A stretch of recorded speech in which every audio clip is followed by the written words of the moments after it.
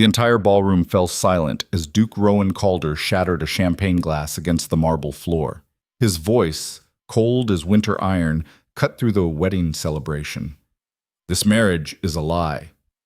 200 aristocrats gasped as he pointed at the groom. "Lord Vale is bankrupt. He's marrying her for money." Eliza Hartwell, the bride-to-be, stood frozen in her white gown, staring at the man who had ignored her for 6 years, now destroying her wedding in front of everyone. "How dare you?" she whispered. But Rowan's eyes burned with something she hadn't seen since she was 18. Desperation. Stay with us until the end to discover whether love can survive 6 years of silence and betrayal. Drop a like and comment which city you're watching from. The rain came down in sheets the night Duke Rowan Calder's world changed forever. He stood at the window of Calder Manor, watching lightning illuminate the Hartwell estate across the river. 24 years old, master of one of England's oldest ducal houses, and he felt like a boy again, helpless, terrified, watching everything he loved slip through his fingers. "Your Grace, the carriage is ready." Rowan didn't turn from the window. "Cancel it." His steward Edmund cleared his throat carefully. "Sir, Lady Hartwell's engagement ball begins in 2 hours. Your absence would be noted." "Let them note it. They will say you're bitter, that you cannot bear to see her happy." Rowan's jaw tightened. "What I cannot bear is watching her walk into a trap." Edmund moved closer, lowering his voice.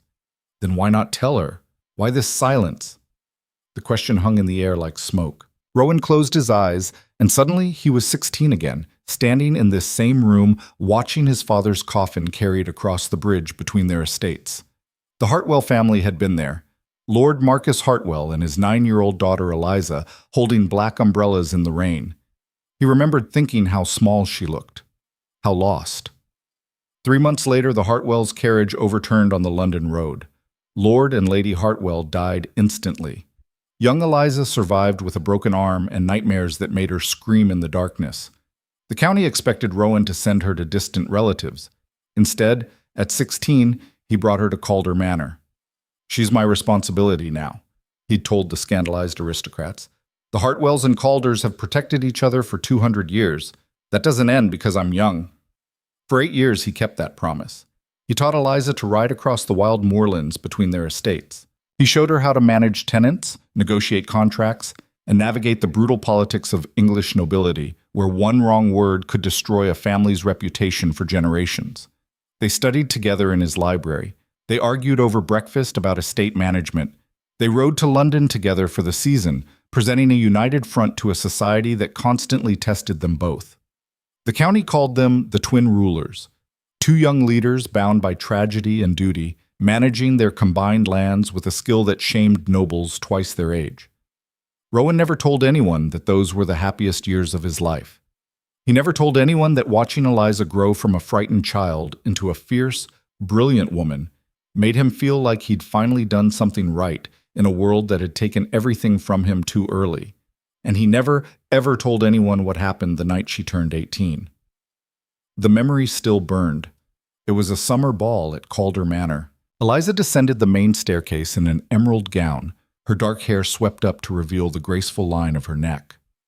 The entire room turned to watch. Rowan had looked up from his conversation with Lord Pemberton, and the world stopped. Because suddenly he wasn't seeing the girl he'd raised. He was seeing a woman who made his chest tighten and his hand shake and his mind fill with thoughts that felt like betrayal of everything he'd promised to protect. The realization hit him like a physical blow.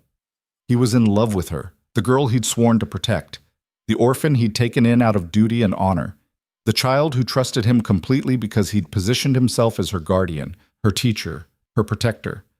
And now he wanted to pull her close and never let go. The shame was crushing. That night, after the guests left, Eliza found him in the library. She was flushed from dancing, her eyes bright with happiness. "Rowan, thank you. Tonight was perfect."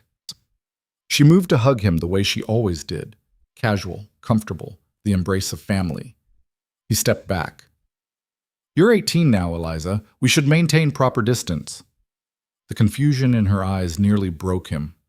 "What?" "You're a woman now. People will talk. You need to be more careful about propriety." "Propriety?" Rowan, what are you— I think it's best if you return to Hartwell Hall. You've been here long enough. The silence that followed felt like the end of the world. You're sending me away? Her voice was barely a whisper. I'm returning you to your own estate, where you belong. But Rowan, I thought this was my home too. He forced himself to stay cold. You're the Lady of Hartwell now. Act like it. She left the next morning without saying goodbye. Rowan told himself it was the right thing, the honorable thing. His feelings were a betrayal of the trust she'd placed in him. Loving her would make him exactly the kind of predatory guardian every scandal sheet in London warned about, the older man who took advantage of an orphaned girl's gratitude and dependence. So he stayed away. When she sent letters asking why he'd changed, he didn't respond. When she rode to the border between their estates to talk, he sent servants to turn her away. When she appeared at county gatherings, he avoided her completely. For 6 years, Rowan Calder perfected the art of silence. He watched from a distance as Eliza transformed. The warm, open girl who used to burst into his study with questions and laughter became someone else, elegant, controlled, untouchable. She managed Hartwell Hall with cold efficiency. She attended every social function with perfect posture and perfect manners and a smile that never reached her eyes. The county whispered that she'd become exactly like him, cold, distant, unreachable. Rowan called it necessary sacrifice. He never asked what Eliza called it, until 6 weeks ago, when the letters started arriving. The first came from his banker in London. Your Grace, I thought you should know that Lady Hartwell has been making inquiries about combining the Hartwell and Calder estates through marriage alliance. The second came from his solicitor. Lord Adrian Vale of Hampshire has been seen frequently at Hartwell Hall. His interest appears serious. The third came from his own steward. Your Grace, the servants are talking. They say Lady Hartwell will announce her engagement within the month. Rowan told himself he had no right to interfere. Then he started asking questions. Lord Adrian Vale, 30 years old, charming, handsome, from a respectable family with lands in Hampshire.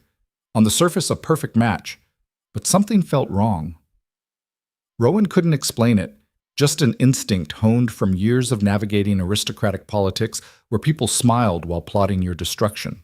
So he did what any responsible neighbor would do. He investigated. What he found made his blood run cold. Vale's family estate was mortgaged to the hilt. His father had died leaving gambling debts that would take generations to repay. Vale himself had borrowed from every creditor in London, using charm and his family name to stay one step ahead of debtors' prison. He was drowning, and Eliza's fortune, inherited from both her parents and carefully grown through 8 years of brilliant estate management, could save him completely. Rowan spent a week verifying every detail. He tracked Vale's debts through 3 London banking houses. He confirmed the mortgages through land registries. He even found testimony from a former servant who swore Vale had specifically targeted wealthy, unmarried women. The evidence was damning. Vale wasn't courting Eliza. He was hunting her. You have to tell her, Edmund said when Rowan showed him the documents. She won't believe me. Then make her believe you. I haven't spoken to her in 6 years, Edmund. She thinks I hate her. Then why do you care who she marries? The question cut deep because Rowan didn't have a good answer. Or rather, he had one answer he couldn't say aloud. Because I never stopped loving her, and the thought of that bastard using her destroys me. Instead, he said, because she deserves to know the truth. He rode to Hartwell Hall the next morning. The butler recognized him immediately. Your Grace, Lady Hartwell is not receiving visitors. Tell her it's urgent, about Lord Vale. 5 minutes later, the butler returned. Lady Hartwell says if you have concerns about her private affairs, you may submit them in writing to her solicitor. Rowan's hands clenched. This can't wait. Please, just 5 minutes. Lady Hartwell was quite clear. Good day, Your Grace. The door closed. Rowan stood there, staring at the carved oak that separated him from the woman he'd pushed away. Behind that door was the girl who used to run to him with every problem, every question, every fear. Now she wouldn't even see him. He tried letters. She returned them unopened. He tried sending Edmund as an intermediary. Eliza's housekeeper turned him away. He even tried attending a county dinner where both were invited, hoping to pull her aside. She spent the entire evening on the opposite side of the room, laughing with Lord Vale. Watching them together was torture. Vale was everything Rowan wasn't: relaxed, charming, easy with compliments and casual touches. He made Eliza laugh. He brought her gifts. He courted her publicly with the kind of open affection society loved. And Eliza seemed to glow around him. "Maybe you're wrong," Edmund suggested one night. "Maybe she genuinely cares for him." "Look at her eyes," Rowan said quietly. They were watching from across a ballroom as Vale spun Eliza through a waltz. She's smiling, but her eyes are dead. She's performing. Or maybe she's happy and you can't accept it. Rowan didn't answer because part of him knew Edmund was right. Part of him wanted to believe this was just jealousy, that his judgment was clouded by 6 years of regret and unspoken feelings. But his instincts screamed otherwise. Then the engagement announcement arrived. "Lady Eliza Hartwell and Lord Adrian Vale request the honor of your presence at a celebration of their forthcoming marriage." The wedding was set for 6 weeks away. Rowan sat in his study, staring at the invitation, and felt something inside him crack. 6 years ago, he'd pushed Eliza away to protect her from his own dishonorable feelings. Now she was walking into a marriage with a man who saw her as nothing but a fortune to plunder. And she wouldn't listen to him because he'd spent 6 years teaching her that he didn't care. "What are you going to do?" Edmund asked. Rowan looked at the pile of evidence on his desk: bank statements, mortgage documents, witness testimonies. Everything he needed to destroy Vale's credibility. Everything Eliza would dismiss as jealous interference from a man who'd rejected her. "I don't know," he admitted. For 6 years, silence had been his weapon against feelings he thought were wrong. Now silence was killing the woman he loved.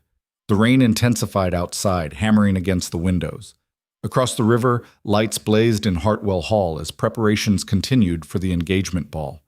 In a few hours, Rowan would watch Eliza celebrate her engagement to a liar and a thief. He could stay silent, respect her choice, let her make her own mistakes. Or he could break 6 years of silence and risk her hatred to save her from a marriage built on lies.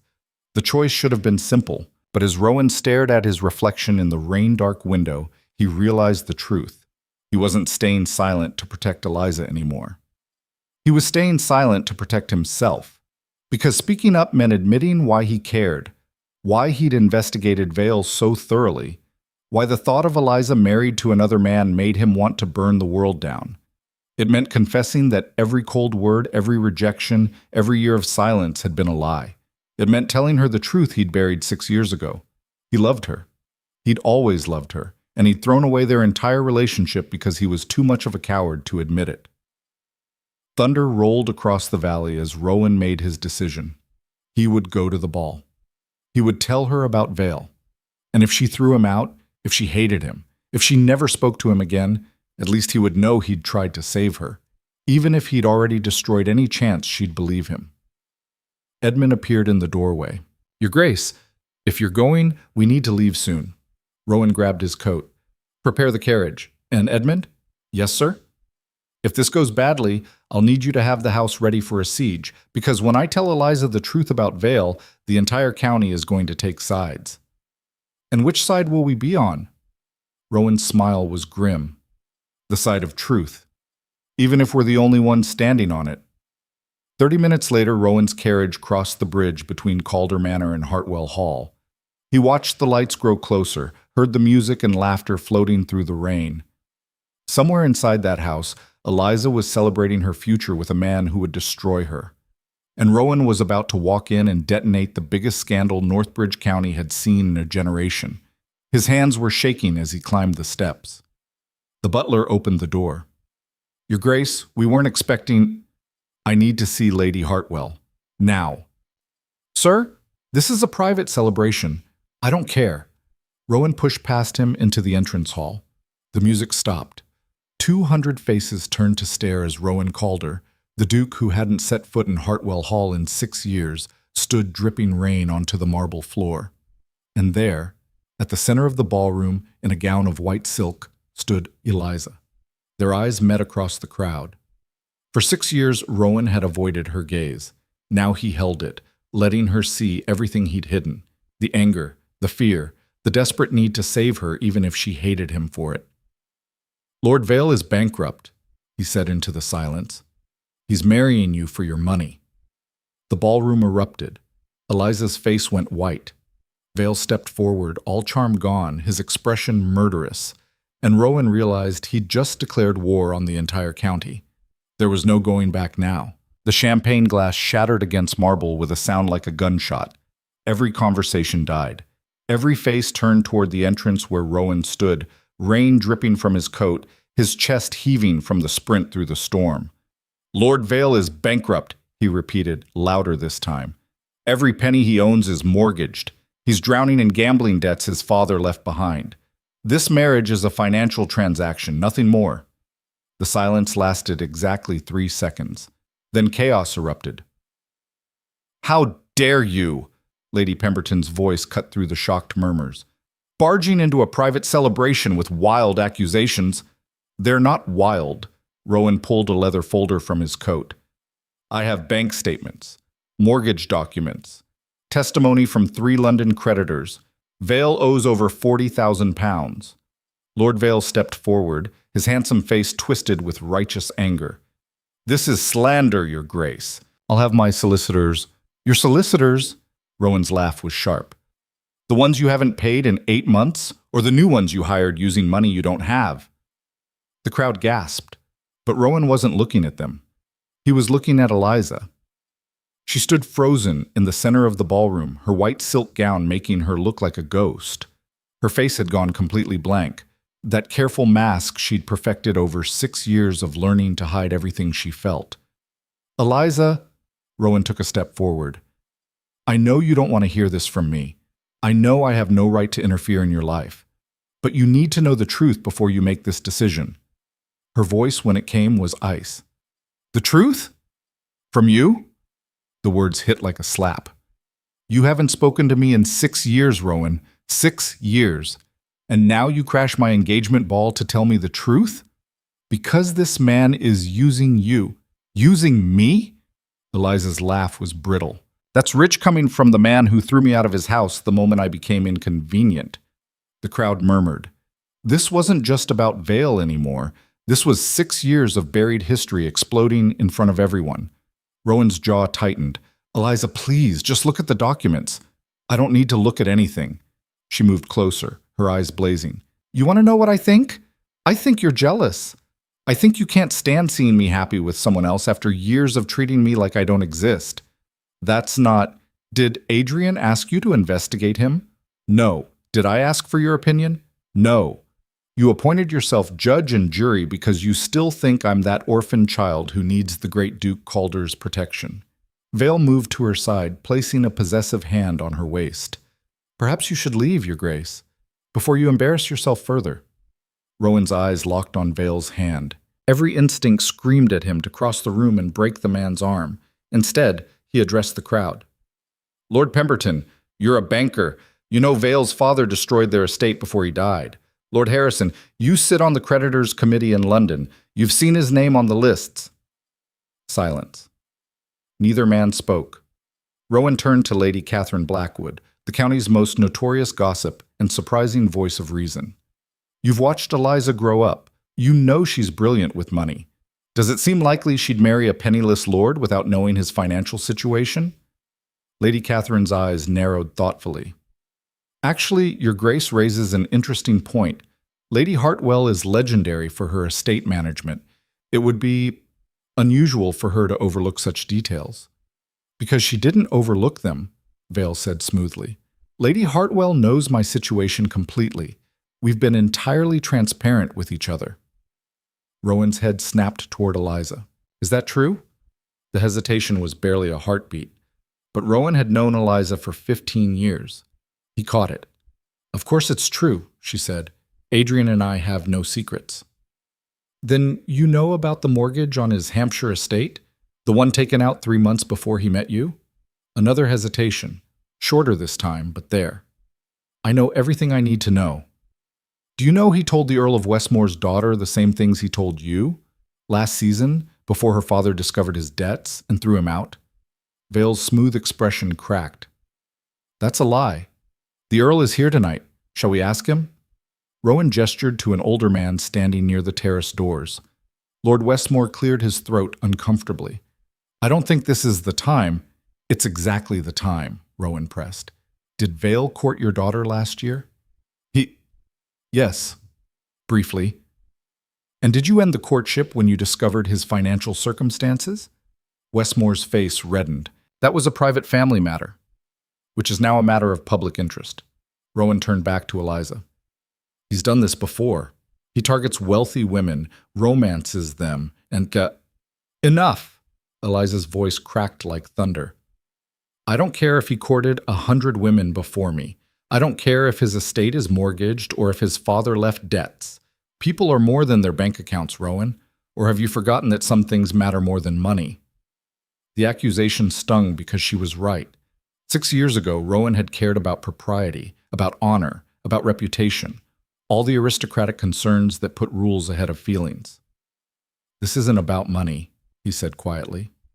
It's about deception. He lied to you. No. Vale stepped forward, his charm back in place.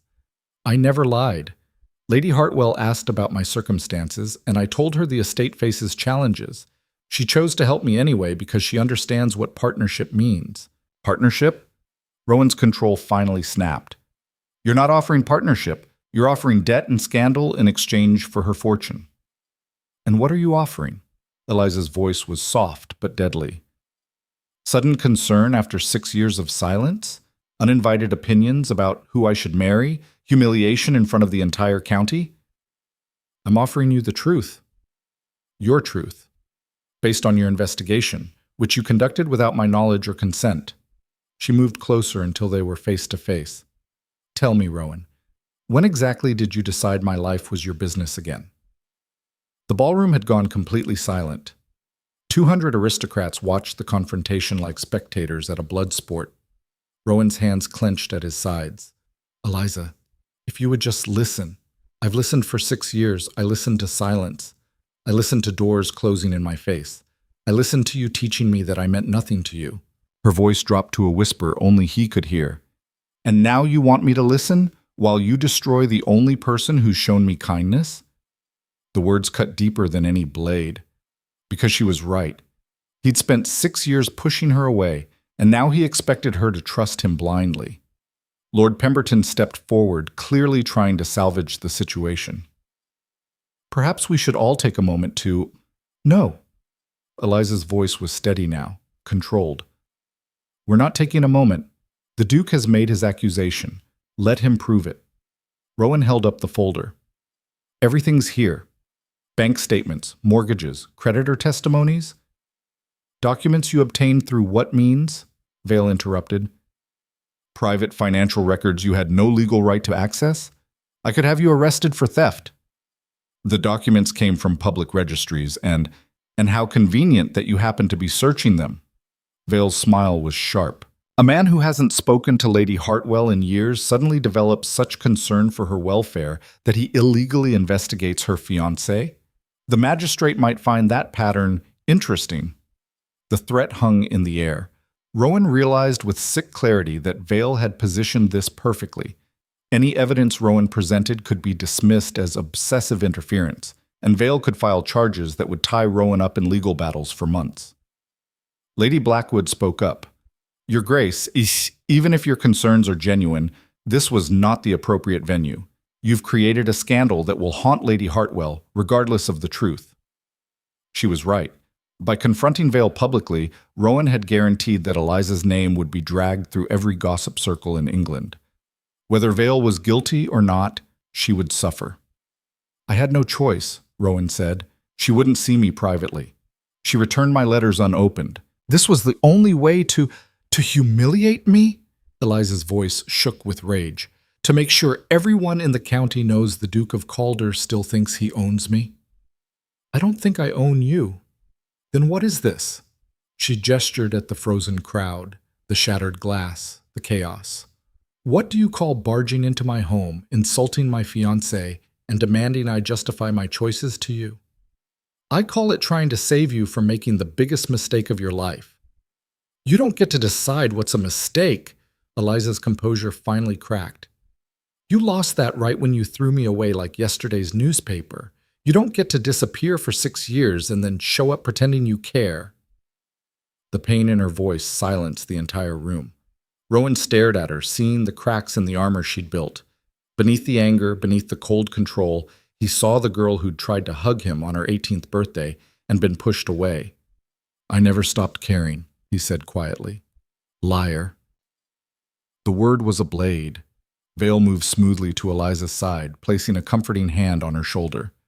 "Darling, you don't have to endure this. It's your home. You can have him removed." Eliza looked at Rowan for a long moment. He saw her warring with herself. The part that remembered years of trust fighting against 6 years of abandonment. "Edmund," Rowan called without breaking eye contact. His steward appeared from the crowd. "Give Lady Hartwell the documents. All of them." Edmund hesitated. "Your Grace." "Do it." Edmund crossed the ballroom and handed the leather folder to Eliza. She took it without looking at the contents. "And if I burn these without reading them?" "That's your choice." "Just like it was your choice to push me away?" Rowan's throat tightened. "Yes." "Then we both make choices we have to live with." She handed the folder to Vale. "Adrian, would you put these somewhere safe? I'll review them later." Vale's smile was triumphant. "Of course, darling." He would burn them. Rowan knew it with absolute certainty. The folder would disappear, and Eliza would never see the evidence. "Lady Hartwell." Lord Harrison stepped forward, his expression troubled. "If I may, the Duke's reputation is impeccable. He's never been known for dramatic gestures or false accusations. Perhaps the Duke should have considered that before creating a spectacle." Eliza's voice was arctic. "Lord Harrison, you've managed my estate accounts. Have you ever seen me make a careless financial decision?" "No, my lady." "Then why assume I'm making one now?" Harrison bowed and retreated. Lady Pemberton tried next. "Eliza, dear, we've known you since you were a child. We only want— What you want is scandal, and the Duke has provided it beautifully." Eliza turned to Rowan. "You've succeeded in making my engagement the talk of the county. Every drawing room from here to London will debate whether I'm a fool or you're a jealous madman. My reputation will be questioned. Adrian's family will be humiliated. And why? Because the great Duke Calder decided his opinion mattered more than my autonomy." Each word landed like a hammer blow. "I didn't mean— What you meant doesn't matter. What you've done is enough." She gestured to the door. "Please leave." Rowan didn't move. "Not until you promise to read those documents." "You don't get to demand promises from me." "Eliza." "Your Grace." Vale's voice was cold. "The lady has asked you to leave. If you refuse, I'll have no choice but to call the magistrate." Rowan's hands clenched. Every instinct screamed at him to fight, to stay, to force Eliza to listen. But Lady Blackwood was right. He'd already created enough damage. If he pushed further, if he caused a physical confrontation, he would destroy any remaining chance Eliza might actually read the evidence. "Fine." He turned toward the door, then stopped. "But answer me one question." Eliza's jaw was tight. "What? Did he tell you about the debts before or after you agreed to marry him?" Silence. Vale stepped forward. "We've discussed my finances extensively." "I'm not asking you." Rowan kept his eyes on Eliza. "Did you know before he proposed?" The hesitation was longer this time. "That's none of your concern," she finally said, which meant no. She hadn't known. Rowan pulled one more document from his coat, a single sheet he'd kept separate. "This is a statement from the Earl of Westmore's solicitor. It details how Vale borrowed money in the Earl's daughter's name without her knowledge. He forged her signature on loan documents." The crowd gasped. Vale's face went white.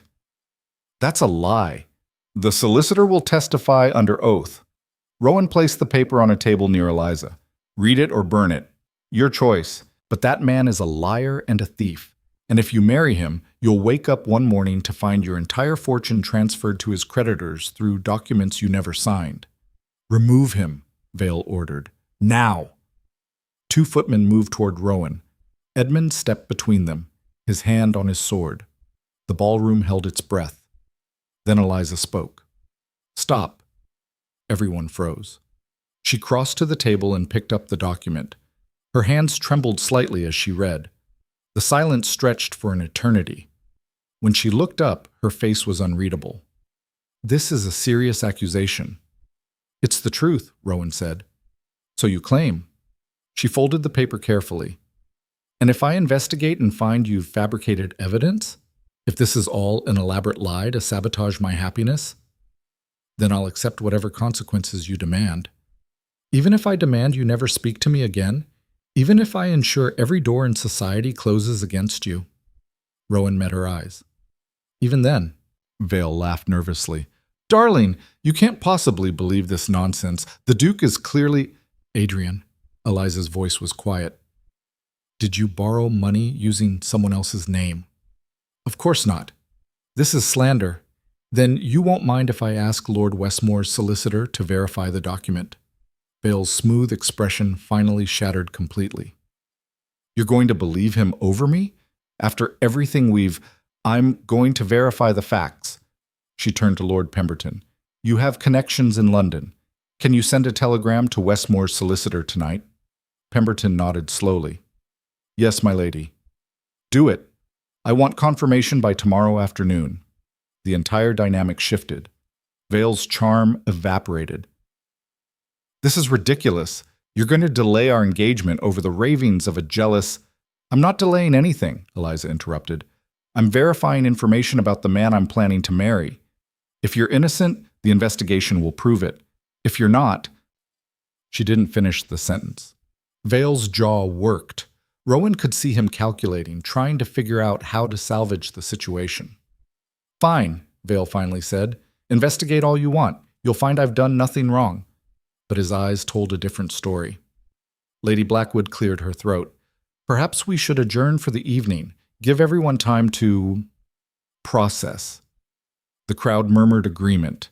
The scandal was too delicious to abandon, but staying risked being associated with whichever side proved wrong.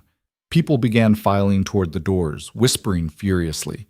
Rowan started to leave with them, but Eliza's voice stopped him. "Not you." He turned. The ballroom was nearly empty now, just Eliza, Vale, Edmund, and a few lingering servants. Eliza dismissed them with a gesture.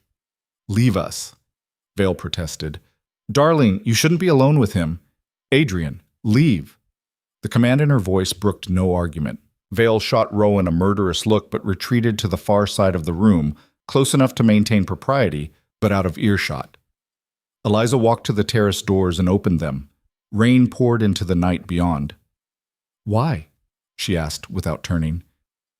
Rowan knew what she was asking. Why now? Why publicly? Why at all after 6 years of silence? "Because I couldn't let you walk into a trap." "That's not an answer." "It's the only one I have." She finally turned to face him. In the dim light, with rain blowing through the open doors, she looked exactly like the girl he remembered. Fierce, brilliant, and heartbreakingly vulnerable. "Do you know what the worst part was?" Her voice was barely audible over the storm. "It wasn't that you sent me away. It was that you never explained why. One day we were family, the next day I was a stranger, and you never told me what I did wrong." The words hit like physical blows. "You didn't do anything wrong." "Then why did you abandon me?" Rowan wanted to tell her everything. He wanted to confess that he'd pushed her away because loving her felt like betraying the trust she'd placed in him. That every day of silence had been torture. That watching her now, preparing to marry another man, was destroying him. But confessing would make this about him. About his feelings, his pain, his selfishness. She deserved better. "I made a mistake," he said instead. "I thought I was protecting you. I was wrong." "Protecting me from what?" "From me." Eliza stared at him, trying to read the meaning behind the words. "I don't understand." "I know, and I can't explain it right now." He gestured to where Vale lurked in the shadows. "But I need you to promise me something." "I don't owe you promises." "I know, I'm asking anyway." He moved closer, lowering his voice. "Read the documents. All of them, before you make any final decisions. And if they prove you wrong, Then I'll stand in front of the entire county and apologize for every accusation.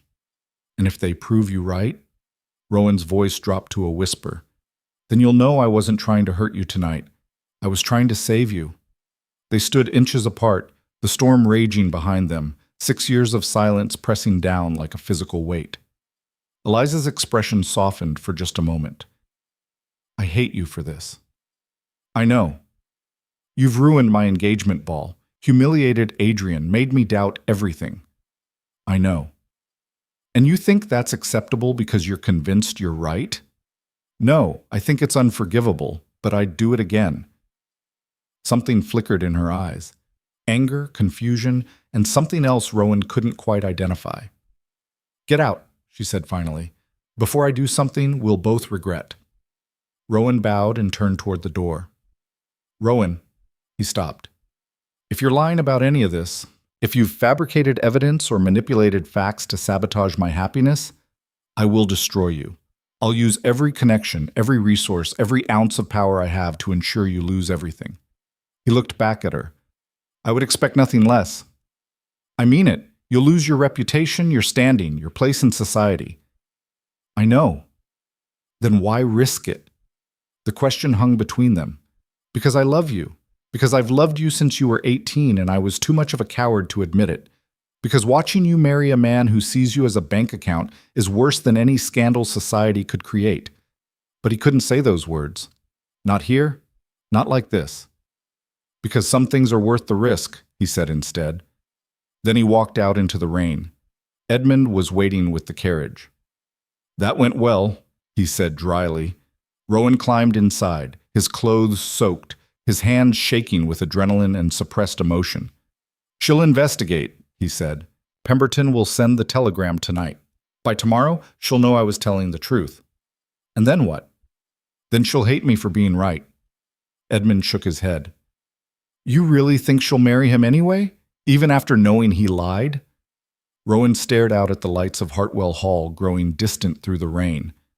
I think she's spent 6 years convinced I don't care about her.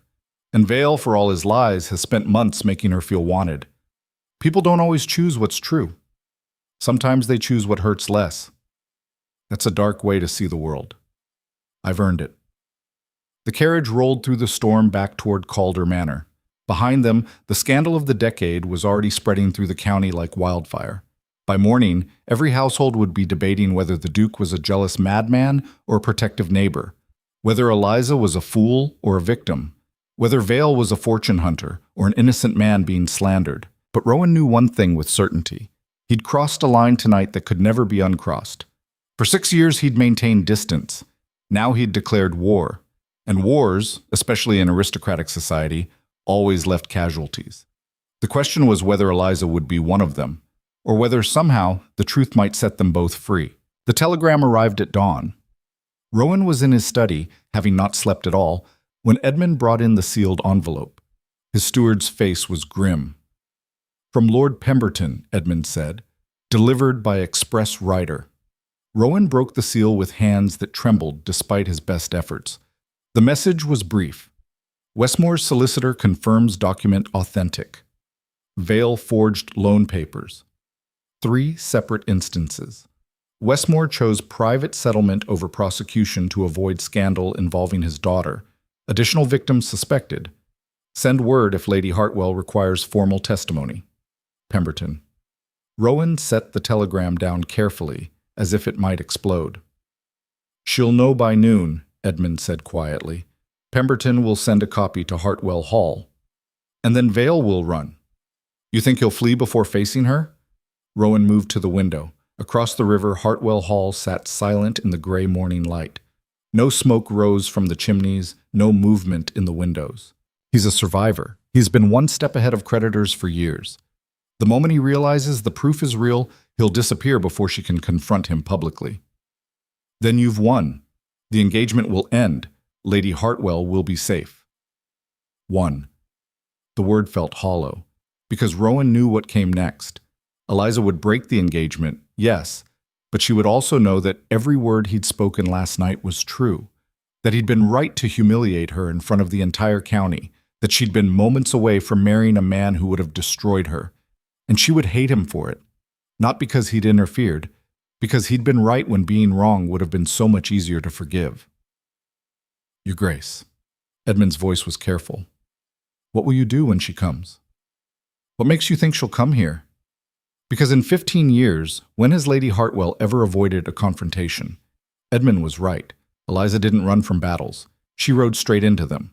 The question was whether she'd come seeking alliance or revenge. 3 hours later, Rowan had his answer. The sound of hoofbeats on the bridge made Edmund rush to the window. It's her, riding alone. Fast. Rowan's chest tightened. Eliza never rode alone anymore. 6 years ago, she'd raced across the countryside with wild abandon. Now she maintained perfect propriety, always with a groom, always at a sedate pace. Seeing her gallop toward Calder Manor like she used to felt like stepping back in time. She dismounted before the horse fully stopped, throwing the reins to a startled groom. Her riding habit was mud-splattered, her hair coming loose from its pins. The doors burst open. "Where is he?" Her voice echoed through the entrance hall. Rowan descended the main staircase slowly, giving her time to compose herself. She didn't compose herself. "You knew," her eyes blazed. "You knew everything and you waited until my engagement ball to tell me. I tried to tell you privately. You refused to see me. So you decided public humiliation was the appropriate response?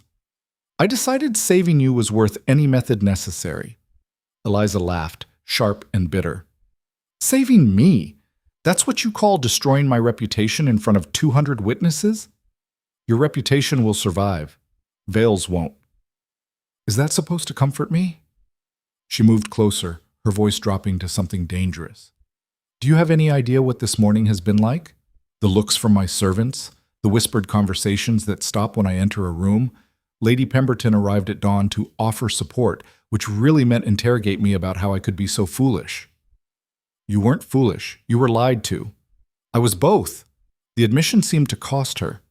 "I was a fool to trust him, a fool to ignore the signs, and now everyone knows it because you made sure of it." Rowan's jaw tightened. "Would you prefer I stayed silent? Let you marry him and discover the truth when your fortune disappeared?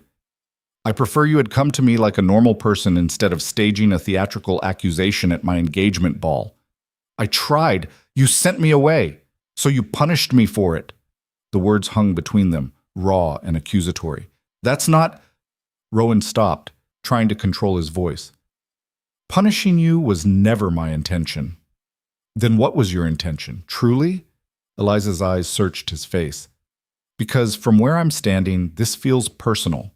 This feels like 6 years of silence finally erupting into something you can't control." She was too close to the truth. "Where's Vale?" Rowan asked instead. "Gone. Left before dawn. Took half my silver and 3 of my best horses." Rowan's hands clenched. "That bastard stole from me." "Yes. Just like you warned." Eliza's voice was hollow. "The man I was going to marry robbed me on his way out the door. Do you know how that feels? I know how it feels to watch someone you care about walk into danger and be powerless to stop it. You weren't powerless. You chose silence for 6 years. You don't get to claim powerlessness now." The accusation cut deep because it was true. "You're right," Rowan said quietly.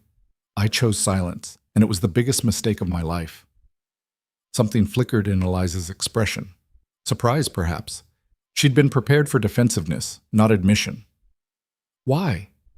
The single word carried 6 years of questions. "Why did you push me away?" This was the moment, the chance to finally tell her the truth. But before Rowan could answer, Edmund appeared in the doorway, his face pale. "Your Grace, Lady Hartwell, you need to hear this." "Not now, Edmund. Now." Edmund's voice was urgent. "One of Vale's former servants just arrived. He has information about the engagement." Eliza and Rowan exchanged glances, their argument temporarily suspended. The servant was young, barely 20, and clearly terrified. He stood in the drawing room, twisting his cap in his hands. "Tell them what you told me," Edmund said gently. The young man swallowed hard. "My name's Thomas, Your Grace. I worked for Lord Vale's family until 3 months ago. I couldn't stay silent anymore, not after what I heard him planning." "Planning what?" Eliza's voice was steel. "The marriage, my lady. It wasn't just about the money. I mean, it was, but Thomas looked at Edmund desperately. Tell them everything, Edmund encouraged. Thomas took a shaky breath. Lord Vale has been working with someone, a partner. They've been planning this for months. Rowan felt ice slide down his spine. Working with whom? I don't know his name. I only saw him once, late at night, in Vale's study. But I heard them talking about the plan. Vale was supposed to marry Lady Hartwell, gain control of her assets, then transfer them to his partner through a series of shell companies. Why would Vale share the money? Eliza asked. Why not keep it all himself? Thomas's hands trembled. Because the partner provided something Vale needed: false documents, forged credentials, a new identity prepared for after the wedding. They were going to disappear once the fortune was transferred. Split it 50-50. The room went silent. You're saying this was premeditated fraud, Rowan said slowly. Not just a desperate man marrying for money, but organized theft. Yes, Your Grace. They had it all planned. Vale would marry her, charm her into signing financial documents, then one night they'd both vanish. By the time anyone realized what happened, the money would be gone through so many transfers it could never be traced. Eliza's face had gone white. How long were you planning to stay silent? I wanted to speak up sooner, my lady, but Vale threatened my family. Said if I talked, he'd make sure my mother lost her cottage. But when I heard he'd fled, I couldn't let you think it was just about gambling debts. This was worse. This was planned destruction. Rowan's mind raced. This partner, did you ever hear Vale call him by name, any detail at all? Thomas frowned, concentrating. Once I heard Vale call him cousin, but I don't think they were actually related. It seemed like a code word or something. Cousin? Eliza repeated. Vale mentioned a cousin once, said he was helping manage some investments. The pieces clicked together in Rowan's mind with horrible clarity. It's not a code word, he said slowly. It's a connection. Vale's mother was a Hartwell before she married. Eliza's head snapped up. What? Your father's sister. She married into the Vale family 30 years ago, died in childbirth along with the baby. Rowan moved to his desk, pulling out the genealogical records he'd studied during his investigation. Which means Vale isn't just some random fortune hunter. He's your distant cousin by marriage. So?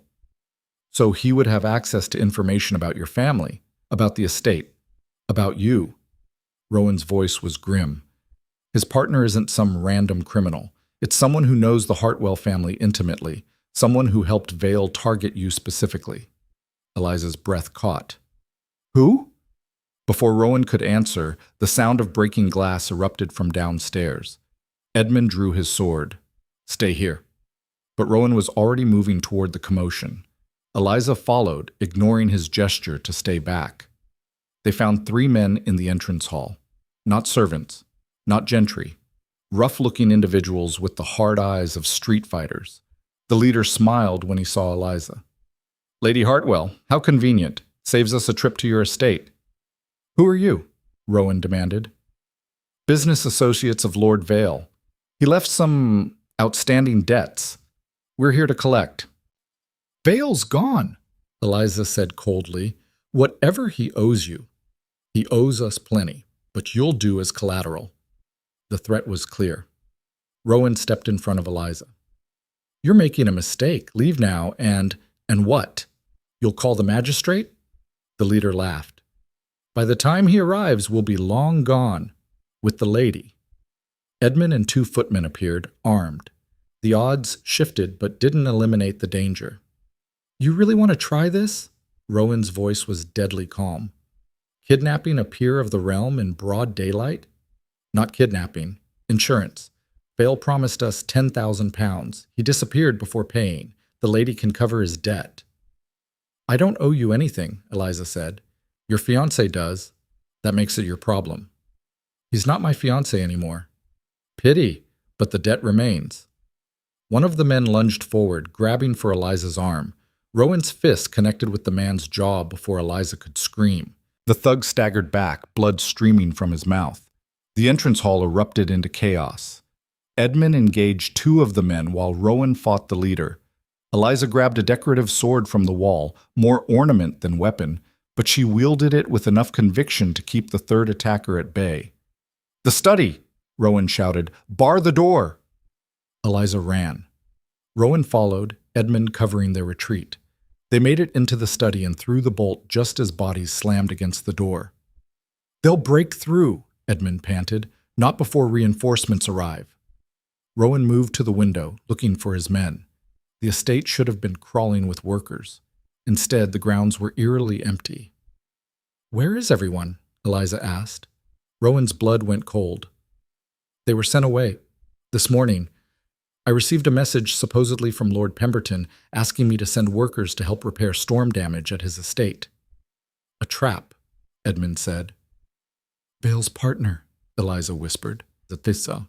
"He planned this. Knew the telegram would bring me here. Knew you'd investigate. Sent those men to—" The door splintered.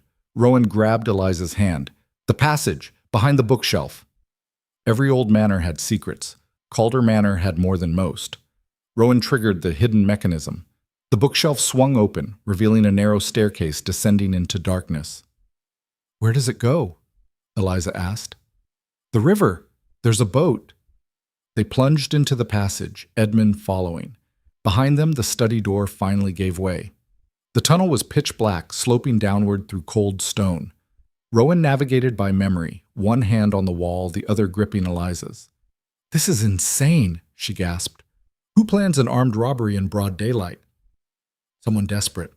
Someone who knows Vale's arrest is imminent and wants to salvage something from the wreckage. By kidnapping me. By holding you for ransom. Your estate is worth 80,000 pounds. Even a fraction of that would set them up for life. They burst out of the tunnel onto a rocky beach beside the river.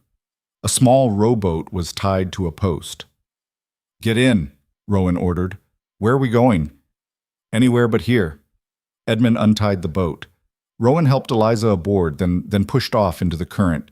Behind them, shouts echoed from the tunnel entrance. Their pursuers had found the passage. Rowan rowed with desperate strength, putting distance between them and the shore. The river was swollen from last night's rain, the current dangerous. "They're following," Edmund said, pointing. A second boat had appeared, 3 men rowing hard in pursuit. "Can we outrun them?" Eliza asked. "Not while rowing upstream." Rowan changed direction, letting the current take them. "We'll have to go around. Come at Hartwell Hall from the south." "That's 5 miles. "You have a better plan?" Eliza grabbed the second set of oars. "Row faster." For 20 minutes, they fought the river in silence, muscles burning, the pursuing boat gaining slowly but steadily. Then the rapids appeared. "Oh no," Edmund breathed. The North Bridge Rapids, normally passable by experienced rivermen in calm weather. After last night's storm, they were a churning death trap. "We have to take them," Rowan said. "We'll capsize." "We'll definitely be caught if we don't." Eliza looked between the rapids and their pursuers. "Do it." Rowan steered them into the white water. The world became noise and chaos. Water crashed over the sides, soaking them instantly. The boat spun, slammed against rocks, threatened to flip with every wave. Rowan and Eliza rowed with desperate synchronization, Edmund bailing water as fast as it came in. Behind them, their pursuers tried to follow. Their boat hit a submerged rock and capsized instantly. Men screamed, swept away by the current. "Don't look back," Rowan shouted. "Keep rowing." They shot through the final rapids into calmer water, the boat barely holding together. Eliza's hands were bleeding from gripping the oars. Her dress was soaked, her hair plastered to her face. She looked half-drowned and magnificent.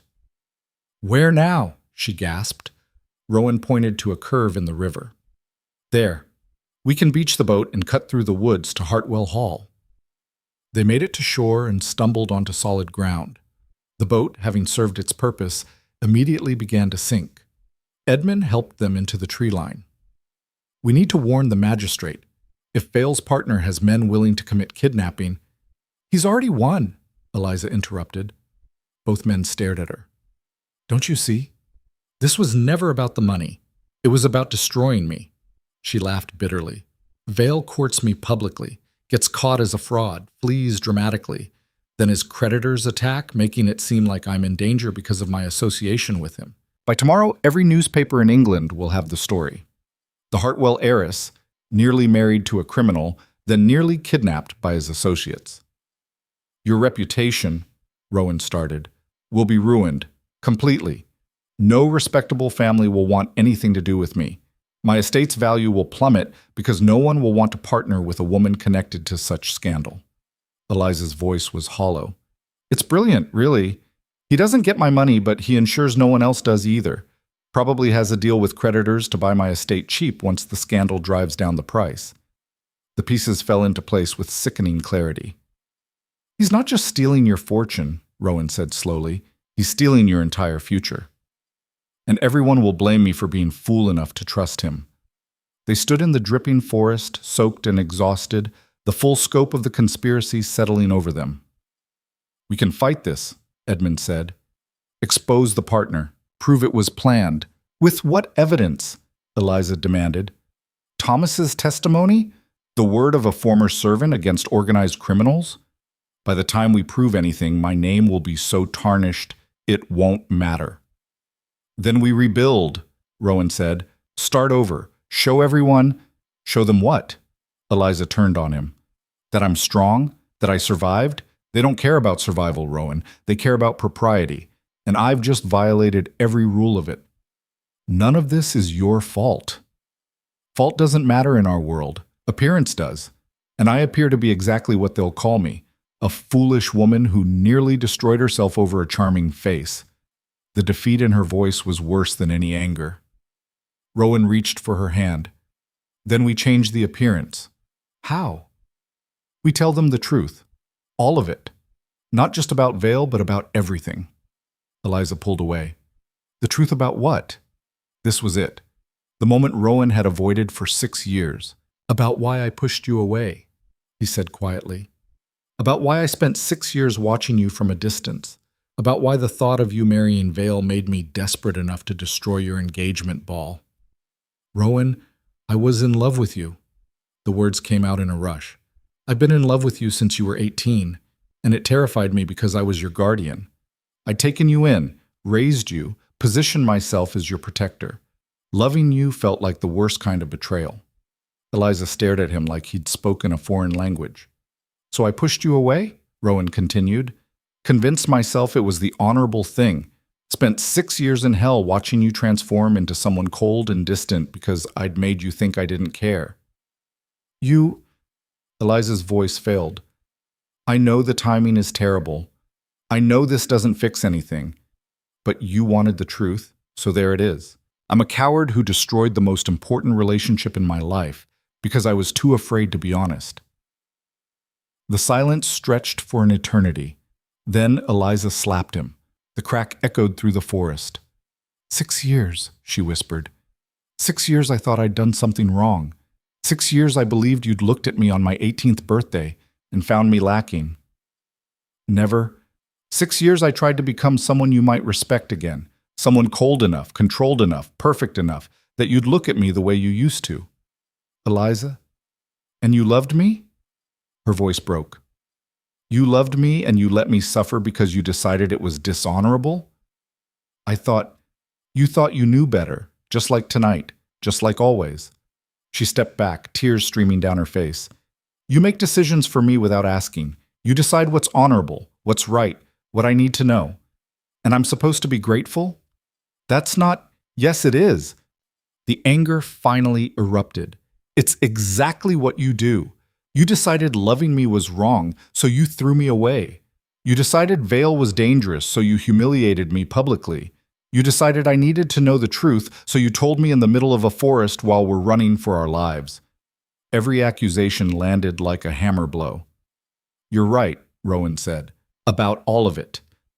The admission seemed to deflate her rage. Then what are we doing? Eliza asked desperately. What is this? I don't know, but I know I'm done making decisions for you, so I'm asking, what do you want? She laughed wetly. What I want? I want the last 6 years back. I want to not be facing social annihilation. I want to trust someone without wondering if they're lying. I want... She stopped, staring at him. What? Rowan asked. I want you to stop being noble and just be honest.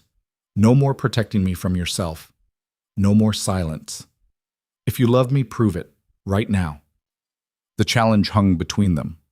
Rowan closed the distance and kissed her, not gently, not carefully, but with 6 years of suppressed longing and desperate fear and the terrifying realization that they might not survive the next 24 hours. Eliza kissed him back just as fiercely, her hands fisting in his wet shirt, making a sound that was half sob, half relief. When they broke apart, both breathing hard, Edmund had diplomatically turned away. "We still have to deal with Vale's partner," Edmund said to the trees. "And the scandal?" Eliza added. "And the men who tried to kidnap you," Rowan finished. They looked at each other and started laughing, slightly hysterical, definitely inappropriate, but absolutely necessary. "This is insane," Eliza said. "Completely," Rowan agreed. "We're going to be ruined." "Probably."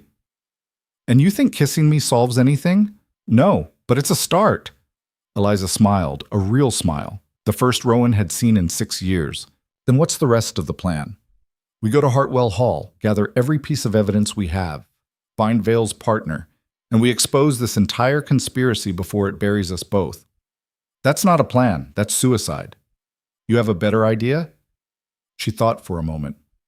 "We make them come to us." "What?" "We announce our engagement tonight at the county assembly." Rowan's eyes widened. "You want to? Think about it. They're expecting me to hide in shame, to let the scandal destroy me quietly. Instead, we walk in together and announce we're getting married. It'll be the biggest story in the county. It'll also paint a target on both our backs. The target's already there. At least this way we control the narrative." Eliza's eyes gleamed with the fierce intelligence he'd always loved. "And whoever Vale's partner is, they'll have to make a move. They can't let us marry and combine our estates. It would make us too powerful." "So we're using ourselves as bait. We're forcing them to reveal themselves." Edmund shook his head. "This is the worst plan I've ever heard." "You have 6 hours to come up with a better one," Eliza said. She started walking toward Hartwell Hall. Rowan followed, his mind racing. "You realize they might actually try to kill us?" "They already tried to kidnap me." "This is different. If we announce an engagement, then they'll know I'm not broken, and that will terrify them more than anything." She glanced back at him. "Are you with me?" Was he? This was insanity. Walking into a public assembly announcing an engagement, essentially daring a hidden enemy to attack them openly. But looking at Eliza, soaked, bleeding, magnificent, finally fighting back instead of accepting defeat, Rowan knew there was only one answer. "Always," he said. By the time they reached Hartwell Hall, the sun was setting. They had 6 hours to prepare for the most dangerous gambit of their lives. Somewhere in Northbridge County, Vale's partner was planning their destruction. But Rowan and Eliza had finally stopped running, and when the enemy revealed themselves, they would be ready. The county assembly hall blazed with candlelight at 8 o'clock sharp, packed to capacity with every aristocrat within 20 miles. Word had spread like wildfire. Lady Hartwell would make a statement about the scandal. What no one expected was for her to arrive on the arm of Duke Rowan Calder. The crowd parted in shocked silence as they entered. Eliza wore emerald silk, the same color from her 18th birthday, though Rowan suspected only he noticed. Her hair was swept up in an elaborate style that had taken her maid 2 hours. She looked like royalty walking into battle. Rowan wore formal black, his jaw set, his hand firm on Eliza's arm. "They're staring," Eliza murmured. "Let them." Lady Pemberton recovered first, sweeping forward with barely concealed glee. "My dear Lady Hartwell, how brave of you to show your face after yesterday's excitement." "Brave?" Eliza's smile was ice. "I'm simply here to clear up some misconceptions." "Oh," Lady Blackwood materialized beside them, her eyes sharp. "What misconceptions would those be?" "That I'm a victim." Eliza's voice carried across the suddenly silent room. "That I'm broken. That Lord Vale's deception has somehow diminished me." The crowd pressed closer, hungry for scandal. Lord Harrison cleared his throat. "My dear, no one thinks. Everyone thinks exactly that." Eliza cut him off. "I can see it in your eyes. Poor foolish Eliza, nearly married a fortune hunter. But here's what actually happened. I was targeted by criminals. The Duke discovered their plot, and together we stopped them. Murmurs rippled through the assembly. Together? Lady Pemberton's eyebrows rose. How convenient that the Duke happened to investigate your fiancé so thoroughly. Not convenient, protective. Eliza turned to face the crowd fully. 6 years ago, Duke Calder made a mistake. He pushed me away when he should have been honest. Last week, he corrected that mistake by saving me from a man who would have destroyed everything my parents built. And now? Lord Westmore asked carefully. What happens now? Eliza looked at Rowan. This was the moment, the point of no return. He squeezed her hand once, a question. She squeezed back, an answer. Now, Eliza said clearly, I'm pleased to announce our engagement. Duke Calder has asked me to marry him, and I've accepted. The assembly hall erupted. Voices crashed over each other. Shock, outrage, speculation, delight. Lady Pemberton looked like she might faint. Lord Harrison actually did reach for a chair. This is madness, someone shouted. Yesterday she was engaged to Vale. Yesterday I was deceived, Eliza shot back. Today I'm choosing truth. There's a difference. Lady Blackwood's eyes narrowed thoughtfully. Rather sudden, isn't it? From one engagement to another in less than 24 hours? The Duke and I have known each other for 15 years, Eliza said. The only thing sudden is the announcement. People will talk, Lady Pemberton warned. People are already talking. Rowan spoke for the first time, his voice cutting through the noise.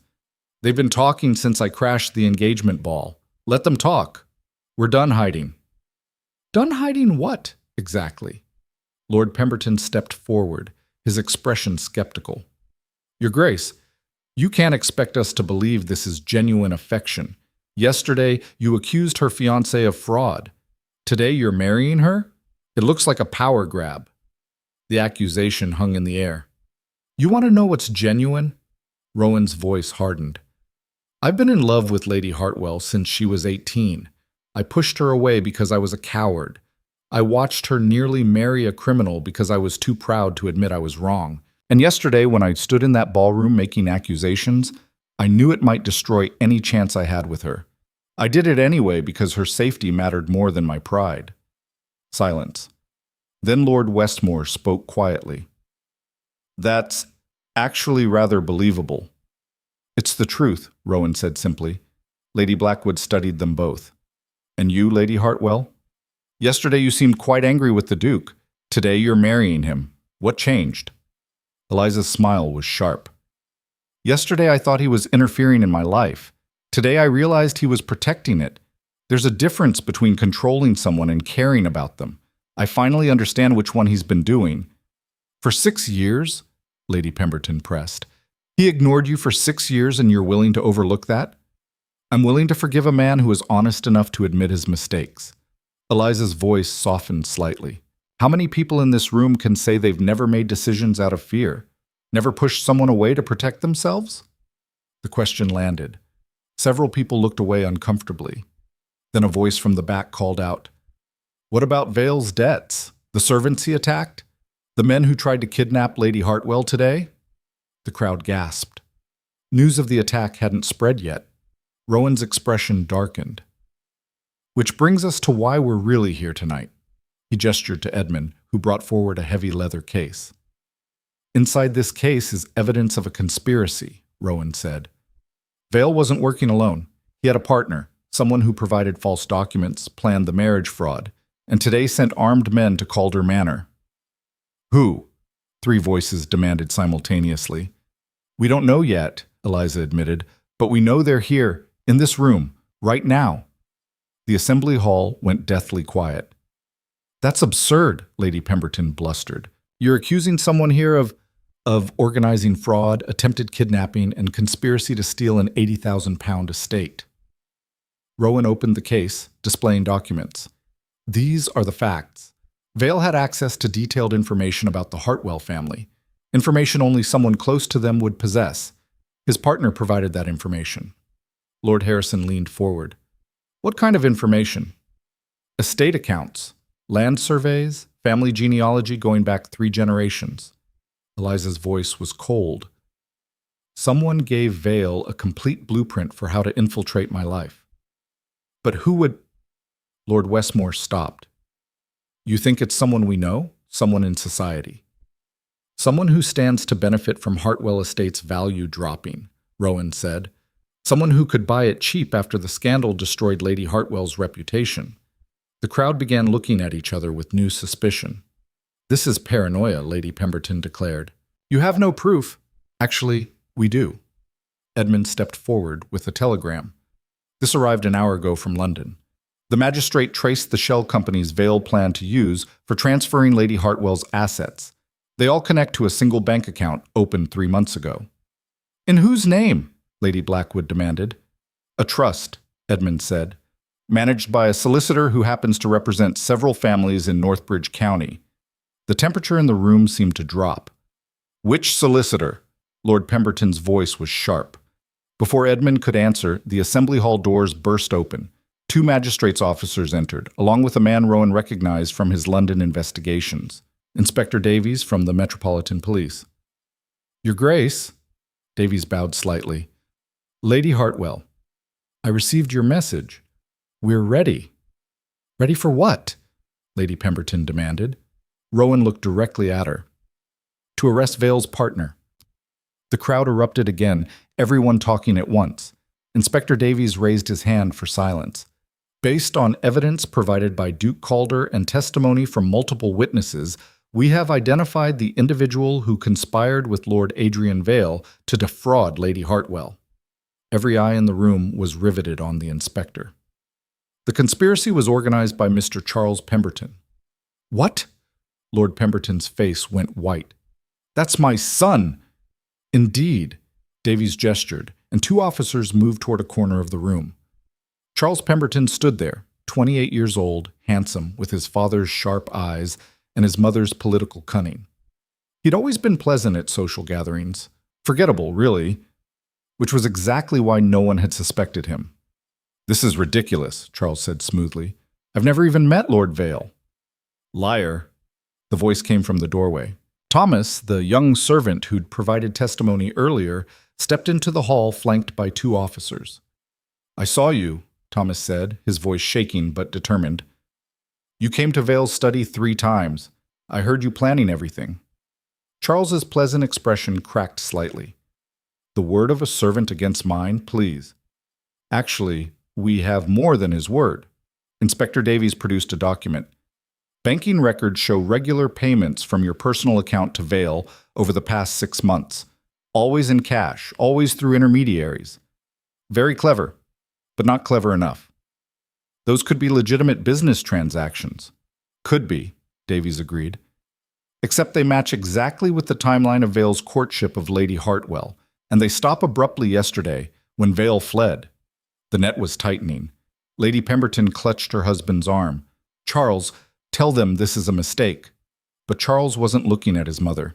He was looking at Eliza with undisguised hatred. You stupid girl, he said softly. If you just married him quietly, none of this would have happened. The confession sent shockwaves through the room. Charles! Lord Pemberton looked horrified. What have you done? What I had to do. Charles's composure shattered completely. Do you have any idea what it's like? Being the spare heir, watching the Calder and Hartwell estates control everything while my family scrapes by on what amounts to charity? We are hardly, Lady Pemberton started. We're nothing. Charles turned on his parents. Father manages other people's money. Mother collects gossip like currency. We attend their parties, follow their rules, smile and bow, and pretend we're equals. But we're not. We never were. So you decided to destroy me? Eliza's voice was ice. Because you were jealous? I decided to take what should have been mine. Charles's eyes blazed. My grandmother was a Hartwell, your father's aunt. By rights, part of that estate should have come to my family. Instead, it all went to you, a girl who didn't even appreciate what she had. Your grandmother was disinherited for marrying against the family's wishes, Rowan said coldly. She chose love over fortune. You have no claim. I have more claim than you, Charles spat. At least I'm blood. You're just the neighbor who got lucky raising her. Enough, Inspector Davies gestured to his officers. Charles Pemberton, You're under arrest for conspiracy to commit fraud, attempted kidnapping, and Charles lunged, not toward the officers, toward Eliza. He moved fast, pulling a knife from his coat. The crowd screamed. Lord Pemberton shouted his son's name, but Rowan was faster. He stepped between Charles and Eliza, catching Charles's wrist mid-strike. The knife blade stopped inches from Rowan's throat. For a moment, they were frozen. Charles's face twisted with rage, Rowan's expression deadly calm. "You've lost," Rowan said quietly. "Accept it." Charles tried to wrench free. Rowan twisted his wrist sharply. The knife clattered to the floor. Two officers grabbed Charles, forcing him to his knees. "You think you've won?" Charles laughed wildly as they restrained him. "The scandal's already done. Everyone knows she was engaged to a criminal. Her reputation is ruined. Even marrying you won't save her." "Actually," Lady Blackwood's voice cut through the chaos, "I think it might." Everyone turned to stare at her. She stepped forward, her expression thoughtful. "Think about the story we're actually seeing here. A young woman targeted by sophisticated criminals. A duke who risked his own reputation to save her. A conspiracy involving fraud, kidnapping, and attempted murder. And through it all, two people who've loved each other for years finally being honest about it." "That's not," Charles started. "That's exactly the story I'll be writing in tomorrow's society column," Lady Blackwood interrupted, "along with some pointed observations about jealous second sons who think violence entitles them to fortune." Other heads began nodding. Lord Harrison spoke up. "She's right. This isn't a scandal about Lady Hartwell's poor judgment. It's a scandal about organized crime targeting nobility. Very different implications." "And the engagement?" Lady Pemberton asked weakly. "Is exactly what it appears to be," Lord Westmore said. "Two people who've known each other since childhood finally admitting what everyone with eyes suspected years ago." "Did everyone suspect?" Eliza asked, startled. "Dear girl," Lady Blackwood smiled slightly, "the only people who didn't know the Duke was in love with you were you and the Duke himself. The rest of us have been waiting 6 years for him to stop being an idiot about it." Nervous laughter rippled through the crowd. Charles was dragged toward the door, still screaming about injustice and rightful inheritance. His parents followed, their faces ashen. Inspector Davies approached Rowan and Eliza. "We'll need formal statements, but the evidence is solid. Pemberton will face trial for everything." "What about Vale?" Eliza asked. "We have descriptions circulating. He won't get far." Davies glanced at the crowd. "You two are braver than I gave you credit for, using yourselves as bait to force him out." "Desperate times," Rowan said simply. "Indeed." Davies tipped his hat and departed with his officers. Slowly, the assembly hall began to settle. People clustered in groups, processing what they'd just witnessed. The story was already evolving from scandal to conspiracy to something approaching heroic drama. Lady Blackwood approached them. "That was quite the performance." "It wasn't a performance," Eliza said. "Wasn't it? The dramatic entrance, the perfectly timed announcement, the villain revealing himself right on cue?" She smiled knowingly. "Don't worry, dear. I'm not criticizing. I'm admiring. You played them beautifully." "We told the truth," Rowan said. "The truth strategically deployed is the most effective weapon in society." Lady Blackwood gestured at the crowd. "Look at them. An hour ago they were ready to tear you both apart. Now they're debating who should host your wedding breakfast." She was right. The mood had shifted entirely. Lord Harrison was telling Lord Westmore about Rowan's childhood heroics. Lady Pemberton, the other Lady Pemberton, Lord Harrison's wife, was already planning guest lists. "How did you know Charles would break?" Eliza asked quietly. Lady Blackwood's smile turned sharp. "Because men like that always think they're cleverer than everyone else. Present them with failure publicly, and they can't help but explain why it shouldn't have been failure. Pride makes people stupid." "You manipulated this," Rowan realized. "I observed. There's a difference." She glanced at them both. "Though I will say, actually being in love helps sell the performance, makes the whole thing believable." "It's not a performance," Eliza repeated. "Of course not, dear." Lady Blackwood patted her arm. "But it is a story. And stories need proper endings. So when's the wedding?" Eliza and Rowan looked at each other. They hadn't actually discussed that part. "Soon," Rowan said. before anyone else tries to interfere. Smart man! Lady Blackwood swept away to begin spreading the approved version of events. Slowly, people began approaching them, not with suspicion or pity, but with something approaching respect. Lord Westmore shook Rowan's hand. Well played, Your Grace, though I wish you'd told me about the investigation. I'd have helped. I couldn't risk word spreading, Rowan said. Fair enough. Westmore turned to Eliza. And you, my lady? I heard about the rapids. Rowing through the North Bridge after a storm? You're either very brave or very mad. Both, Eliza said with a slight smile. Lord Harrison approached next. Lady Hartwell, I want to apologize. I should have trusted your judgment about your own finances. You've never given anyone reason to doubt your competence. Thank you, Lord Harrison. That means a great deal. One by one, they came, offering congratulations, sharing opinions, rebuilding the social structure around this new reality.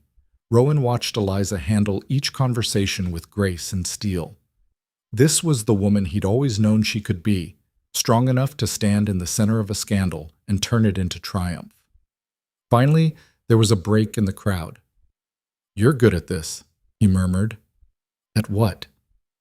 Surviving, fighting back, turning weapons into tools. Eliza's smile was tired but genuine. I learned from the best. You taught me how to navigate aristocratic politics, remember? I taught you estate management. You figured out the politics on your own. Did I? She glanced around the room. Sometimes I'm not sure where your lessons ended and my adaptations began. We were tangled together for so long. Are we still tangled, I mean? Completely. She looked up at him. Is that a problem? Not anymore. The orchestra began playing, a waltz. The first dance was traditionally reserved for engaged couples. Rowan offered his hand. Dance with me? Everyone will watch. Let them. Eliza placed her hand in his, and they moved to the center of the floor. As they began to dance, Rowan realized something. This was the first time he'd held her like this since that night 6 years ago. The first time he'd allowed himself to be this close without the armor of propriety and distance. She fit against him perfectly, her hand in his, her body following his lead with the same intuitive synchronization they'd always had. I'm terrified, she whispered. Of what? That this is temporary. That tomorrow you'll decide loving me is dishonorable again and disappear. Rowan's arms tightened. Never again, I promise you, Eliza. Whatever comes next, we face it together. Even if society changes its mind? Even if the scandal resurfaces? Even then, he met her eyes. I spent 6 years in silence and it nearly destroyed us both. I'm done being quiet about what I feel. Good. Her smile was soft. Because I have 6 years of conversation stored up and you're going to listen to everyone. I'm counting on it. They danced in silence for a moment, the crowd watching, the candles flickering. Rowan? Eliza's voice was almost too quiet to hear. When you said you loved me since I was 18, did you mean the moment I came down the stairs at that summer ball? He stumbled slightly. How did you? I saw your face. You looked at me like I'd grown a second head. Then you spent the rest of the night avoiding me. I thought I'd done something wrong. You were perfect. That was the problem. So you pushed me away. I pushed you away, he confirmed, and I've regretted it every day since. Good. Her voice held steel beneath the softness.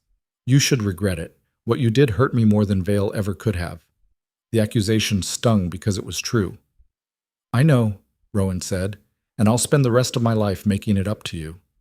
Yes, Eliza agreed. You will. But she was smiling. The waltz ended. Applause rippled through the assembly hall. As they stepped apart, Lord Harrison called for attention. A toast, he raised his glass, to Duke Calder and Lady Hartwell. May their engagement be less exciting than the week preceding it. Laughter, cheers, glasses raised. Rowan and Eliza stood in the center of it all, no longer outcasts, no longer victims, but something approaching heroes in a story the county would tell for generations. But as the celebration continued around them, Rowan caught Eliza's eye. They both knew the truth. This wasn't victory. Not yet.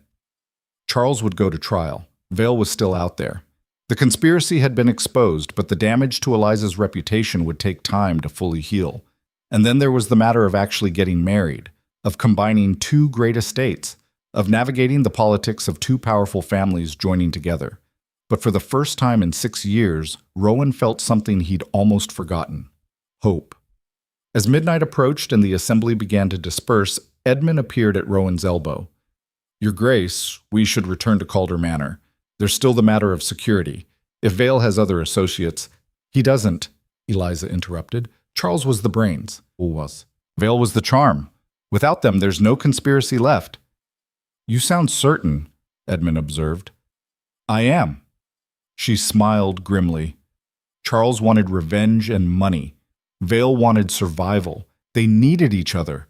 Alone, they're just criminals. Together, they were dangerous. Rowan studied her. "When did you become an expert in criminal psychology?" "When I realized the man I was about to marry was one." She squeezed his hand. "Come on, Edmund's right. We should go home."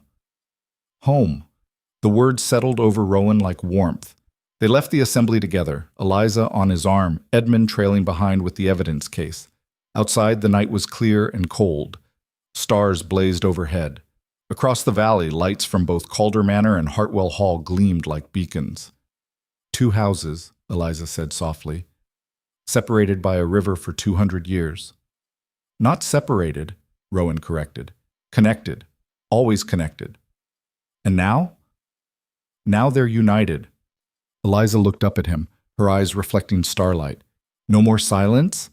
"No more silence," Rowan promised. "No more distance?" "Never again." She kissed him then, in full view of anyone watching from the assembly hall windows. Let them watch, Rowan thought. Let them see that the Duke and the lady were done hiding. Behind them, he could hear Lady Blackwood's delighted laugh drifting through an open window. "Oh yes," she was saying to someone. "This will be the wedding of the decade.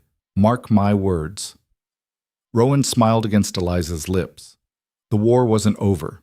There would be more battles, social, legal, personal. But for the first time in 6 years, they would fight them together. And that made all the difference. And that made all the difference. The words echoed in Rowan's mind as their carriage rolled toward Calder Manor. Eliza sat beside him, her hand in his, her head resting against his shoulder. Edmund rode ahead with 2 guards, a precaution they'd all agreed was necessary until Vale was found.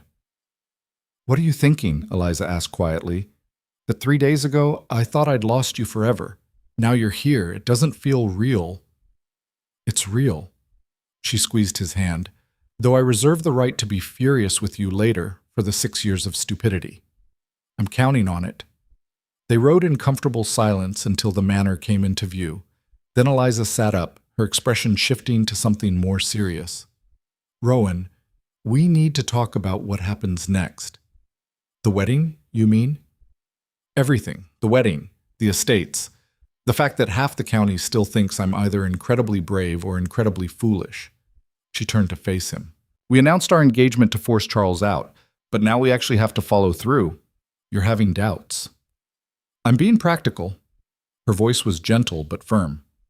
"We've spent 6 years apart.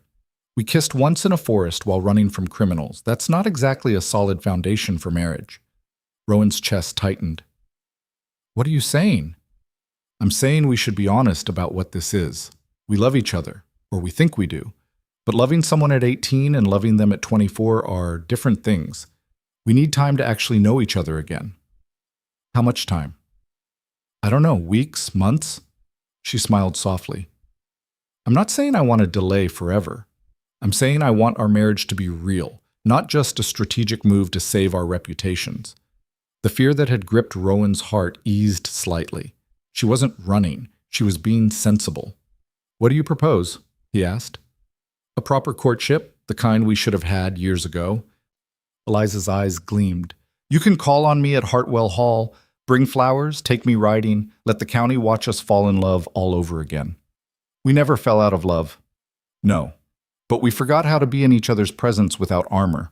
I want to relearn that." She touched his face. "I want to marry you, Rowan. But I want to marry the real you, not the Duke who thinks he has to protect me from everything, including himself." The words hit deep because she was absolutely right. 3 months, Rowan said. Give me 3 months to court you properly. If at the end you still want this, we marry. If not, we'll figure it out. Eliza leaned in and kissed him softly. But I should warn you, I'm not an easy woman to court. I'm counting on it. The next morning, Rowan woke to Edmund barging into his bedroom with a newspaper. You need to see this. The headline read, Duke exposes conspiracy, saves heiress from criminal plot. Lady Blackwood's column took up the entire front page of the society section. She'd written a masterpiece, framing the entire incident as a romantic thriller where the brave Duke risked everything to protect the woman he'd loved in silence for years. She's made you a hero, Edmund said. Rowan read further. Every detail was perfect. Charles's jealousy, Vale's debts, the attack at Calder Manor. Even the rapids were mentioned, though Blackwood had embellished the danger significantly. But the most important part was the ending. The engagement of Duke Rowan Calder and Lady Eliza Hartwell is a testament to the power of truth over deception, courage over silence. In a world where reputation often matters more than reality, these two have chosen honesty. The county celebrates their union. She's also made it impossible for you to back out, Edmund observed. I'm not backing out. But Lady Hartwell wants time, and she'll have it. Rowan set down the paper. We'll court properly. Let everyone watch. By the time we actually marry, no one will question whether it's real. Over the next week, Northbridge County transformed into a stage for the most watched courtship in recent memory. Rowan called on Eliza every afternoon at precisely 2 o'clock. He brought flowers, different ones each day, remembering which varieties she'd loved as a girl. They rode together through the countryside, always with a groom trailing at a discreet distance. They attended county dinners where Rowan made a point of dancing with her twice, scandalous by strict standards but acceptable for an engaged couple. The county watched every interaction like hawks. They're taking notes, Eliza murmured during one such dinner. Lady Pemberton actually has a notebook. Let her write. We're giving them exactly what they want, a love story. Is that what this is? Performance? Rowan turned her during the waltz, bringing her close enough to whisper. Nothing about this is performance, but I learned something from you at the assembly. The truth, presented properly, is the most powerful weapon we have. Flatterer. Truth-teller. But the courtship wasn't all social theater. In private moments, rare and precious, they began the harder work of actually reconnecting. One afternoon, during a ride to the border between their estates, Eliza pulled her horse to a stop at the old oak tree where they'd once carved their initials. I used to come here after you sent me away, she said quietly. I'd sit under this tree and try to figure out what I'd done wrong. Rowan dismounted and helped her down. You did nothing wrong. Everything that happened was my failure. I know that now, but for 6 years, she touched the carved initials, weathered but still visible. For 6 years, I convinced myself I wasn't enough, that if I could just be smarter, colder, more controlled, you'd see me as worthy again. Eliza, let me finish. Her voice was steady but edged with old pain. I need to say this. You hurt me, Rowan, deeply.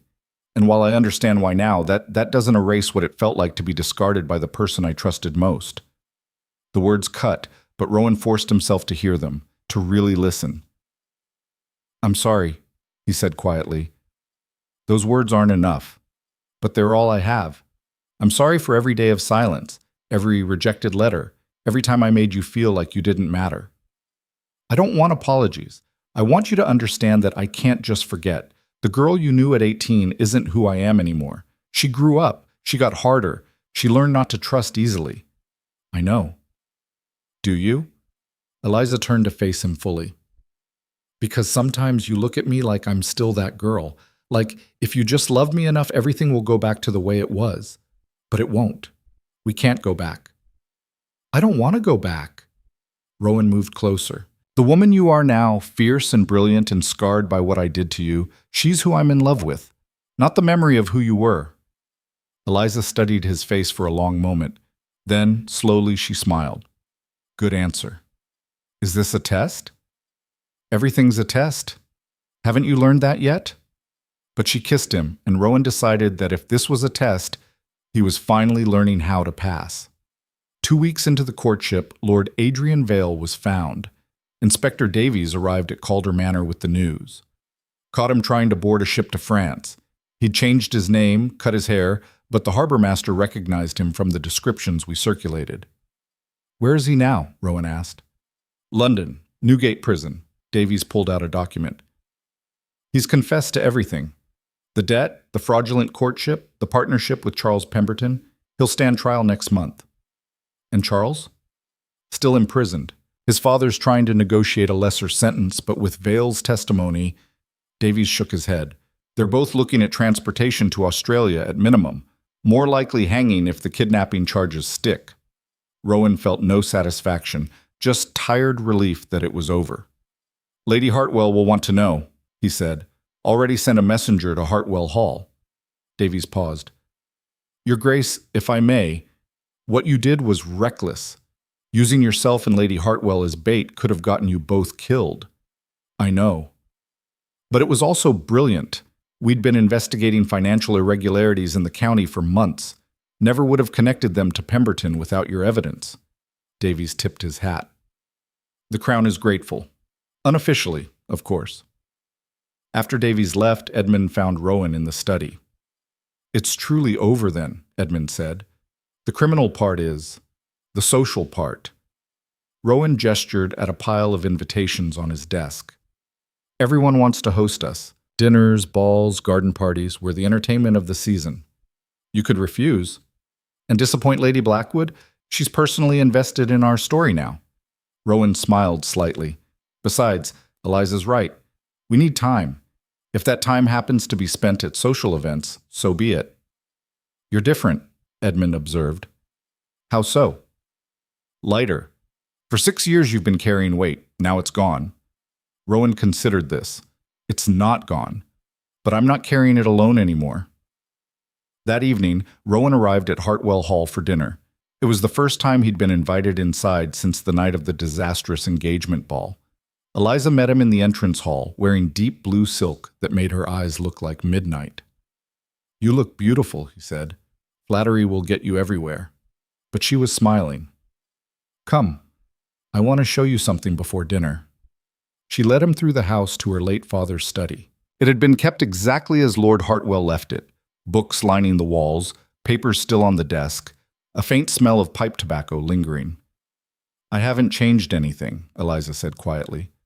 "For 15 years, I've kept this room frozen, like a monument." "Why show me now?" "Because I'm ready to change it." She moved to the desk, running her fingers over the wood. "My father was a good man, but he's been gone a long time, and I think he'd want me to make this house my own." "What will you do with the study?"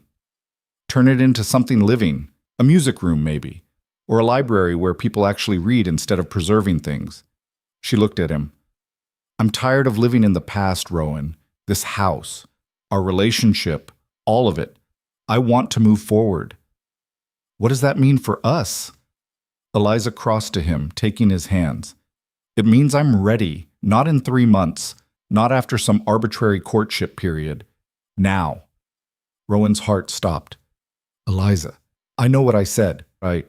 About needing time, and we do need it. But not apart. Not performing for the county." Her voice was fierce. "I want time together, real time. Building something new instead of trying to resurrect something old." "What are you saying?" "I'm saying marry me, Rowan. Not because of scandal or strategy, or because Lady Blackwood wrote a compelling column. Marry me because we're both tired of wasting time." The proposal, her proposal, hung in the air between them. "Are you sure?" Rowan asked. 2 weeks ago you wanted months. 2 weeks ago I was scared. I thought I needed time to protect myself from getting hurt again." Eliza's eyes shone. "But I've spent 6 years protecting myself, and all it did was make me lonely. I don't want to be safe anymore, Rowan. I want to be happy, and that means taking a risk on you." Rowan pulled her close, his voice rough with emotion. "You're not the only one taking a risk." "No? I could lose you, really lose you this time. Not through stupidity or silence, but through being myself and having that not be enough." "It's enough." Eliza touched his face. You've always been enough. You just had to believe it. When? The question came out hoarse. When what? When do you want to marry? Eliza's smile turned mischievous. How fast can you plan a wedding? 3 weeks later, the entire county gathered at St. Michael's Church in Northbridge. The building was overflowing, pews packed, people standing in the aisles, more crowded outside the doors hoping to catch a glimpse. Lady Blackwood had ensured that the wedding of Duke Calder and Lady Hartwell was the social event of the decade. Rowan stood at the altar, Edmund beside him as best man. His hands were steady, but his heart raced. Nervous? Edmund murmured. Terrified. Good. Means you're paying attention. The organ began to play. The crowd stood as one, turning toward the entrance. And then Eliza appeared. She wore cream silk embroidered with emerald leaves, a nod to the dress from her 18th birthday. Her dark hair was swept up with small white flowers woven through it. She carried no bouquet, just a single stem of lily of the valley. But what took Rowan's breath away wasn't the dress or the flowers. It was her smile. Not the controlled, perfect smile she'd worn for 6 years, but the real one, the one that lit up her entire face and made her eyes shine like she was seeing something wonderful. She was looking at him. Eliza walked down the aisle alone. No father to give her away, no guardian to transfer ownership. Just her, choosing this with complete autonomy.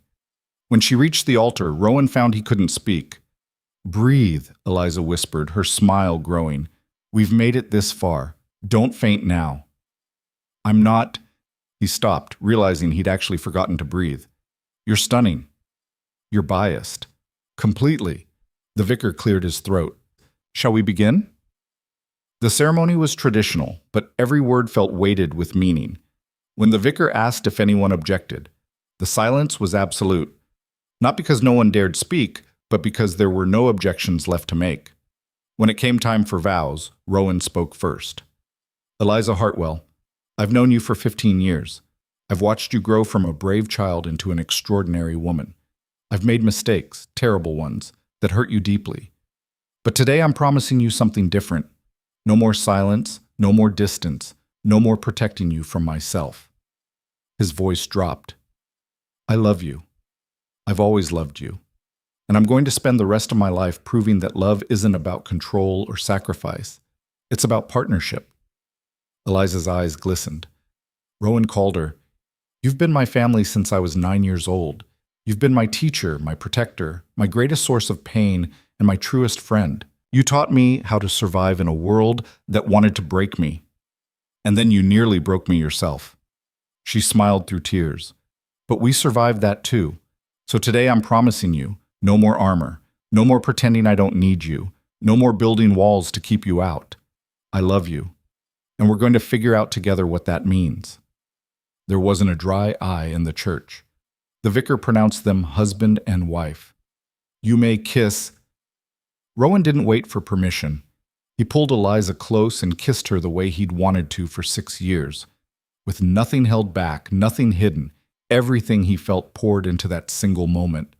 The church erupted in applause. When they finally broke apart, Eliza was laughing. I think they approve. I don't care if they do or not. Liar, you're a duke. You care about everything. Not anymore. Rowan took her hand. Ready to face them? With you? Always. They walked back down the aisle together, no longer duke and lady, but husband and wife. The crowd showered them with flower petals.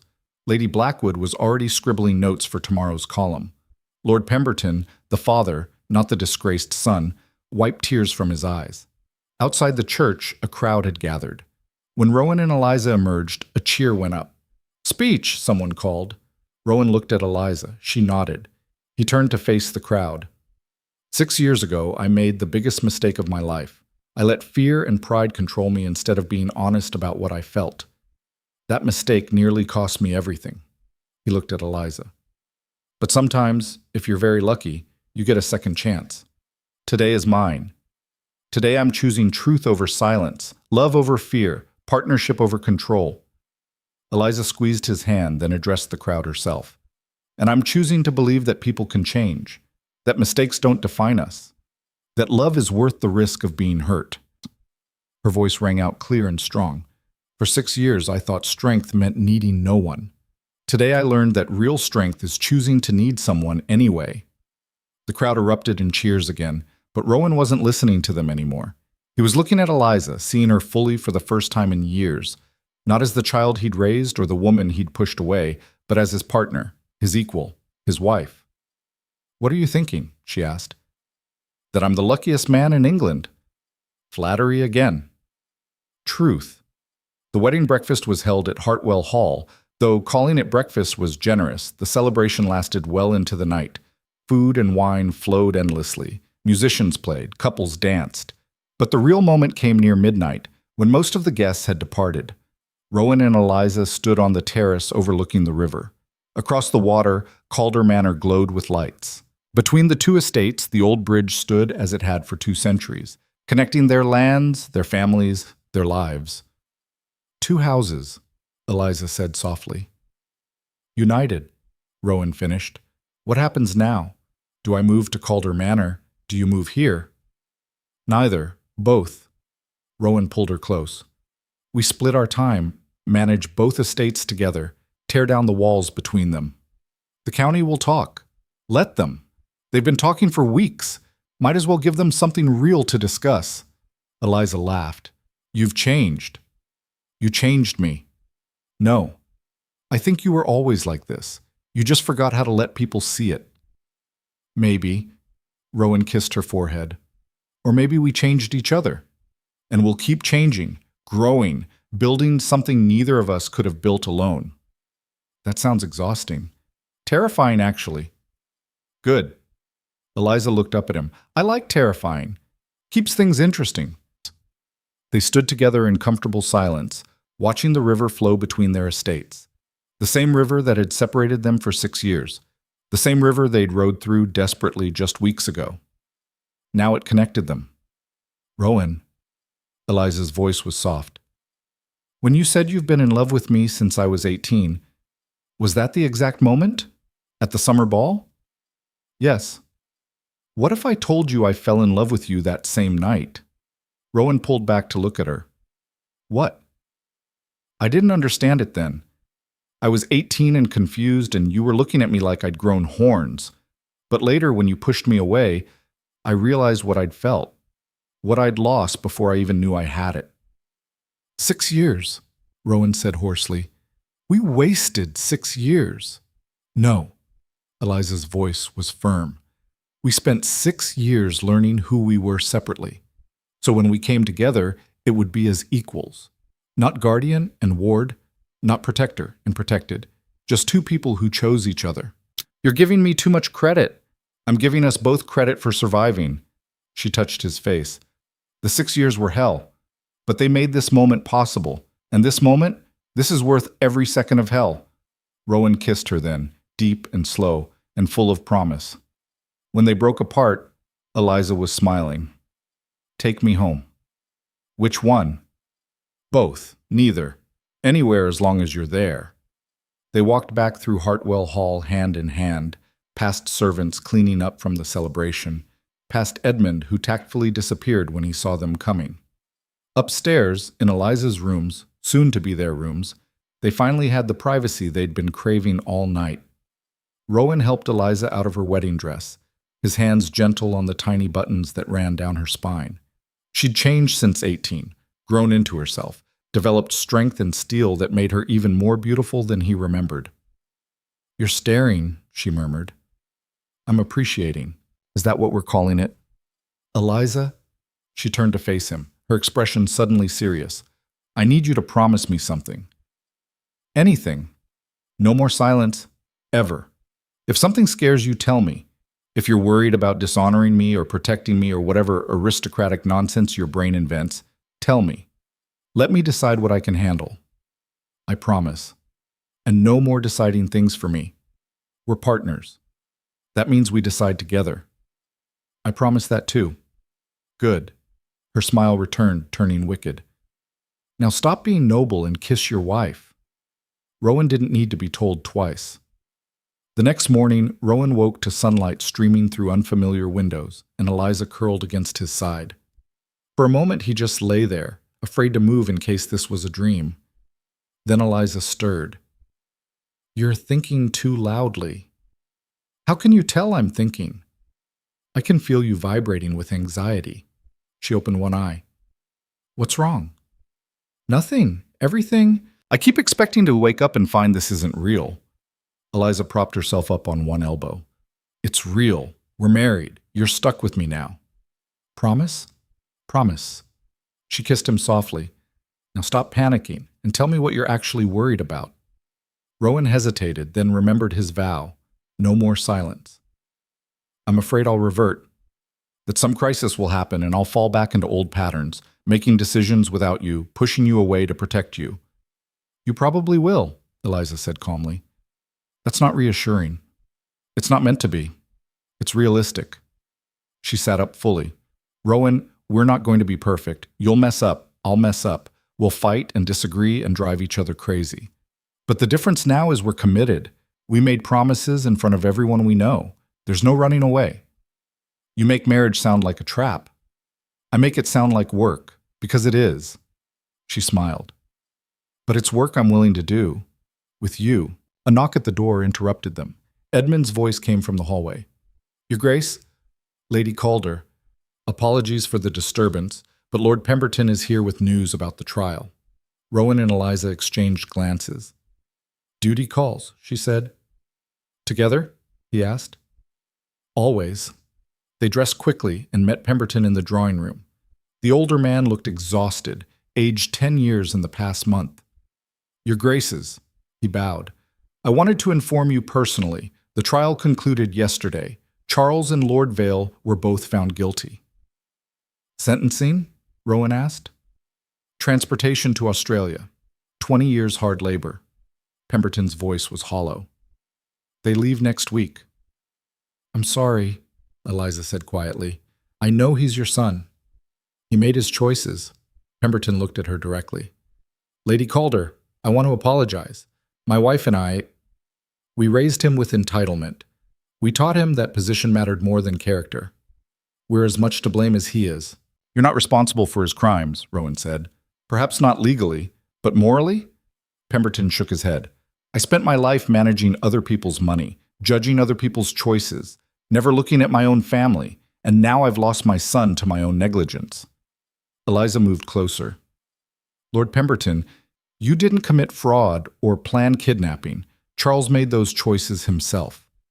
You can regret not seeing the signs, but you can't take responsibility for his actions. You're kinder than I deserve. I'm being honest. Believe me, I understand guilt. I spent weeks wondering if I'd missed something about Vale, if I'd been smarter, more careful. But you weren't to blame, Pemberton interrupted. You were deceived by practiced criminals. Exactly, just as you were deceived by your son. She took his hand gently. We can't control what others choose to do. We can only control how we respond. Pemberton's eyes welled up. Thank you, my lady. That means more than you know. After he left, Rowan pulled Eliza close. That was kind of you. It was true. And I learned something from you. Truth, spoken with kindness, can heal almost anything. I never said that. You showed it. She smiled. When you crashed my engagement ball, you were brutal but honest. It hurt, but it saved me. That's the kind of truth I want in our marriage. Even when it's painful? Especially then. Over the following weeks, Northbridge County watched as Duke and Duchess Calder began the complicated work of merging two great estates. They alternated residences, 3 days at Calder Manor, 4 at Hartwell Hall, creating a rhythm that honored both properties.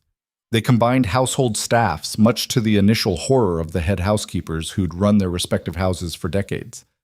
This is highly irregular, Mrs. Patterson from Calder Manor sniffed. So are we, Eliza replied cheerfully. You'll adapt. They did. Within a month, the two households had merged into something resembling organized chaos. Servants moving between properties, resources shared, traditions blended. But the real change happened in the county itself. Rowan and Eliza began attending meetings together. Estate management, tenant concerns, county governance. Where once Rowan had represented Calder interests and Eliza had represented Hartwell, now they presented a united front. It shifted the entire power dynamic. "They're unstoppable," Lady Blackwood wrote in her column. "Two of the county's most brilliant minds working in concert. The rest of us should be very nervous." But she was smiling when she wrote it.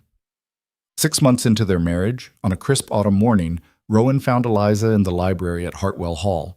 She was surrounded by papers, making notes in her precise handwriting. "What are you working on?" he asked. "A proposal." She looked up, her eyes bright. "You know how we've been talking about improving tenant housing?" "Yes." "I've been researching. There are new construction methods being tested in Manchester. Better insulation, improved drainage, lower costs. If we implement them here, we could rebuild half the tenant cottages for what it would normally cost to do a quarter." Rowan moved closer, reading over her shoulder. The proposal was detailed, thorough, brilliant. "This is incredible," he said. "When did you have time to research all this?" "I've been corresponding with architects and engineers for months. I wanted to make sure it was feasible before presenting it to you." "To me?" Eliza's expression shifted slightly. "We're partners. I thought I should consult you before committing estate resources." "Eliza," Rowan knelt beside her chair, "this is your estate, your idea. You don't need my permission." "But we're married. The estates are combined, which means we share everything, including decision-making power." He took her hands. "If you want to rebuild every tenant cottage in the county, do it. I trust your judgment completely." "You're not worried I'll bankrupt us?" "You're the most financially brilliant person I know. If anything, I should be worried you'll realize how much smarter you are than me and trade up." Eliza laughed. "Trade up to whom? Lord Harrison? He's 70. You could do worse. I could also do better at negotiating. Speaking of which," she pulled out another document, "I've been thinking about combining our London properties. We could sell both townhouses and buy a single larger one. Save on maintenance, staff costs, whatever you think is best. Rowan, you're supposed to at least pretend to care about these decisions." "I do care. I also know you've thought through every angle. My job is to support you, not second-guess you." Eliza studied him for a long moment. "You really have changed." "We both have." "No, I mean, 6 months ago, you would have insisted on reviewing every detail. Now you're just trusting me completely. It's disconcerting." Rowan smiled. "Get used to it. I spent 6 years not trusting you with my feelings. I'm done not trusting you with anything. Even if I make mistakes? Especially then. That's when trust matters most." Eliza set down her papers and moved into his lap, wrapping her arms around his neck. "I love you." "I love you too. Even when I'm being obsessive about tenant housing? Especially then." They sat together in comfortable silence until Edmund knocked on the door.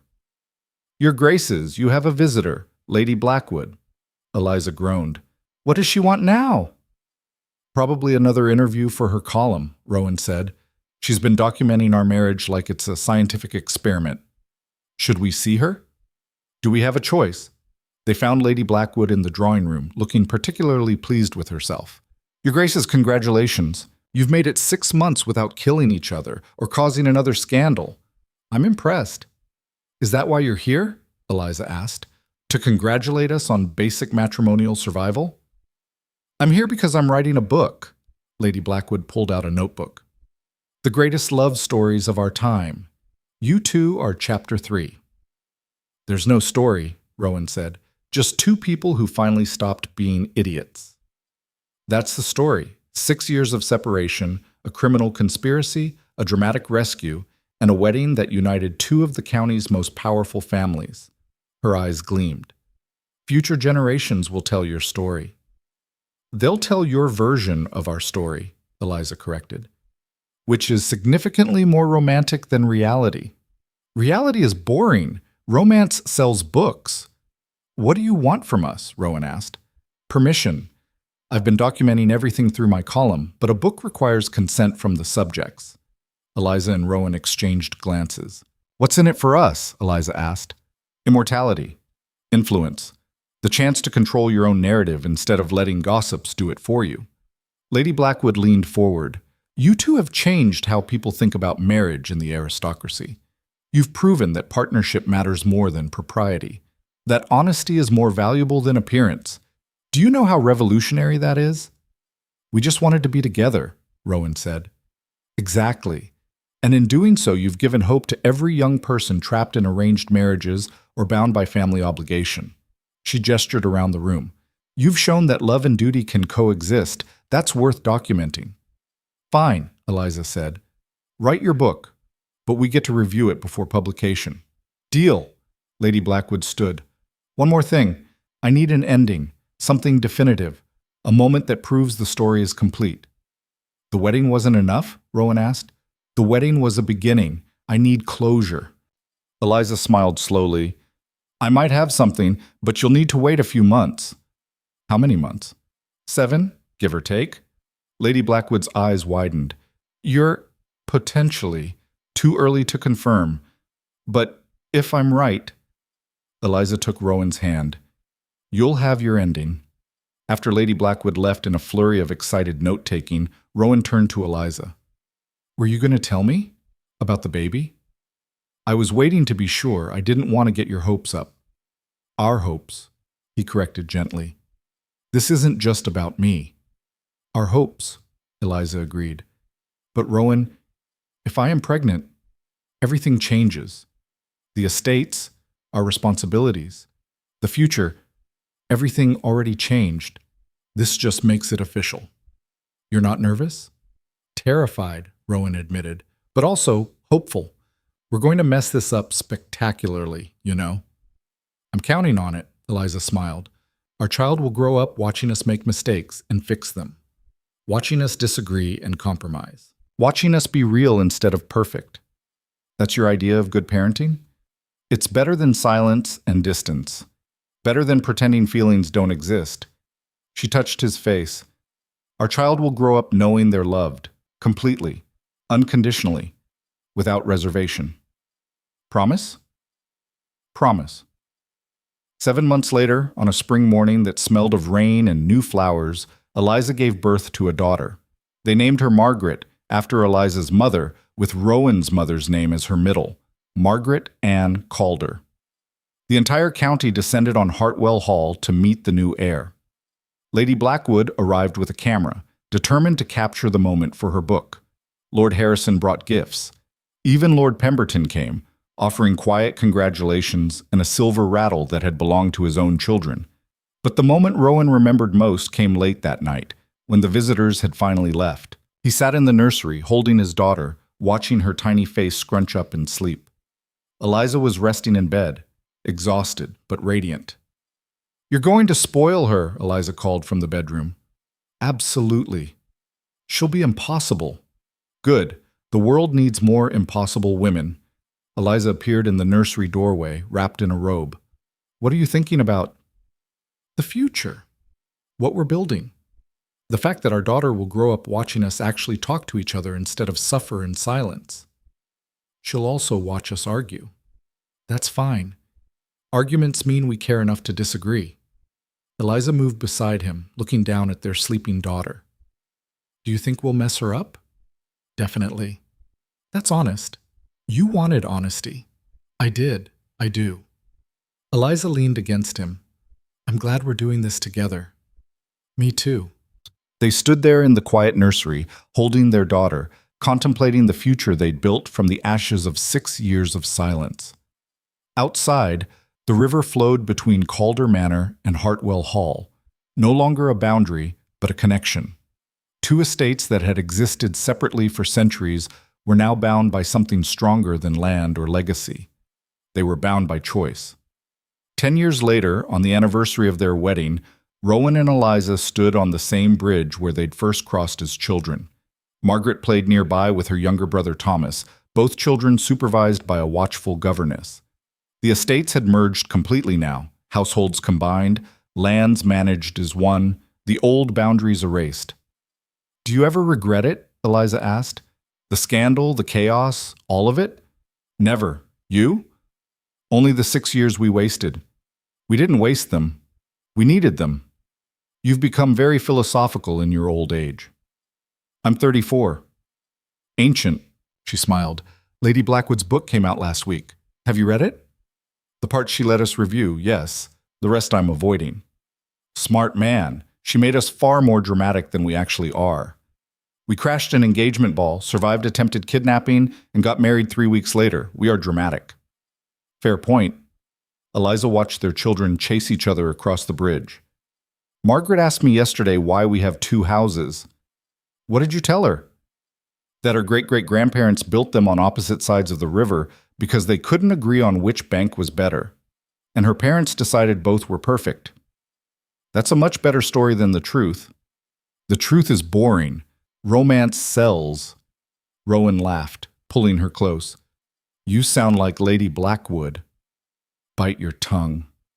They stood together, watching the river flow, watching their children play, watching the sun set over the 2 houses that had become one home. No regrets? Rowan asked again. None. You? Only that I didn't tell you I loved you 6 years sooner. Then tell me now. I love you, Eliza Calder. I've loved you since you were 18. I'll love you when we're 90. And I'll love you in every moment between. That's quite a commitment. I'm a committed man. Eliza turned in his arms, her eyes bright with the same fierce intelligence that had captivated him 15 years ago. I love you too, Rowan. Even when you're being impossibly noble, even when you're overthinking everything, even when you're just standing on a bridge looking philosophical. I'm not philosophical. You're thinking deep thoughts right now, I can tell. I'm thinking that we survived. Against scandal and conspiracy and 6 years of stupidity, we survived and built something real. We did. Eliza kissed him softly. And we'll keep building, together. As the sun disappeared behind Calder Manor, casting golden light across both estates, Rowan realized something fundamental had shifted. For 6 years, he'd believed silence could protect the people he loved. Now he knew the truth. Silence destroyed. Honesty healed. And love, when finally spoken aloud, could rebuild an entire world. 2 houses, separated by a river for generations. 2 people, separated by fear and silence for 6 years. Now united. Not because they were perfect, not because they'd solved every problem or erased every scar, but because they'd chosen each other. Honestly, completely, without reservation. And that choice made all the difference.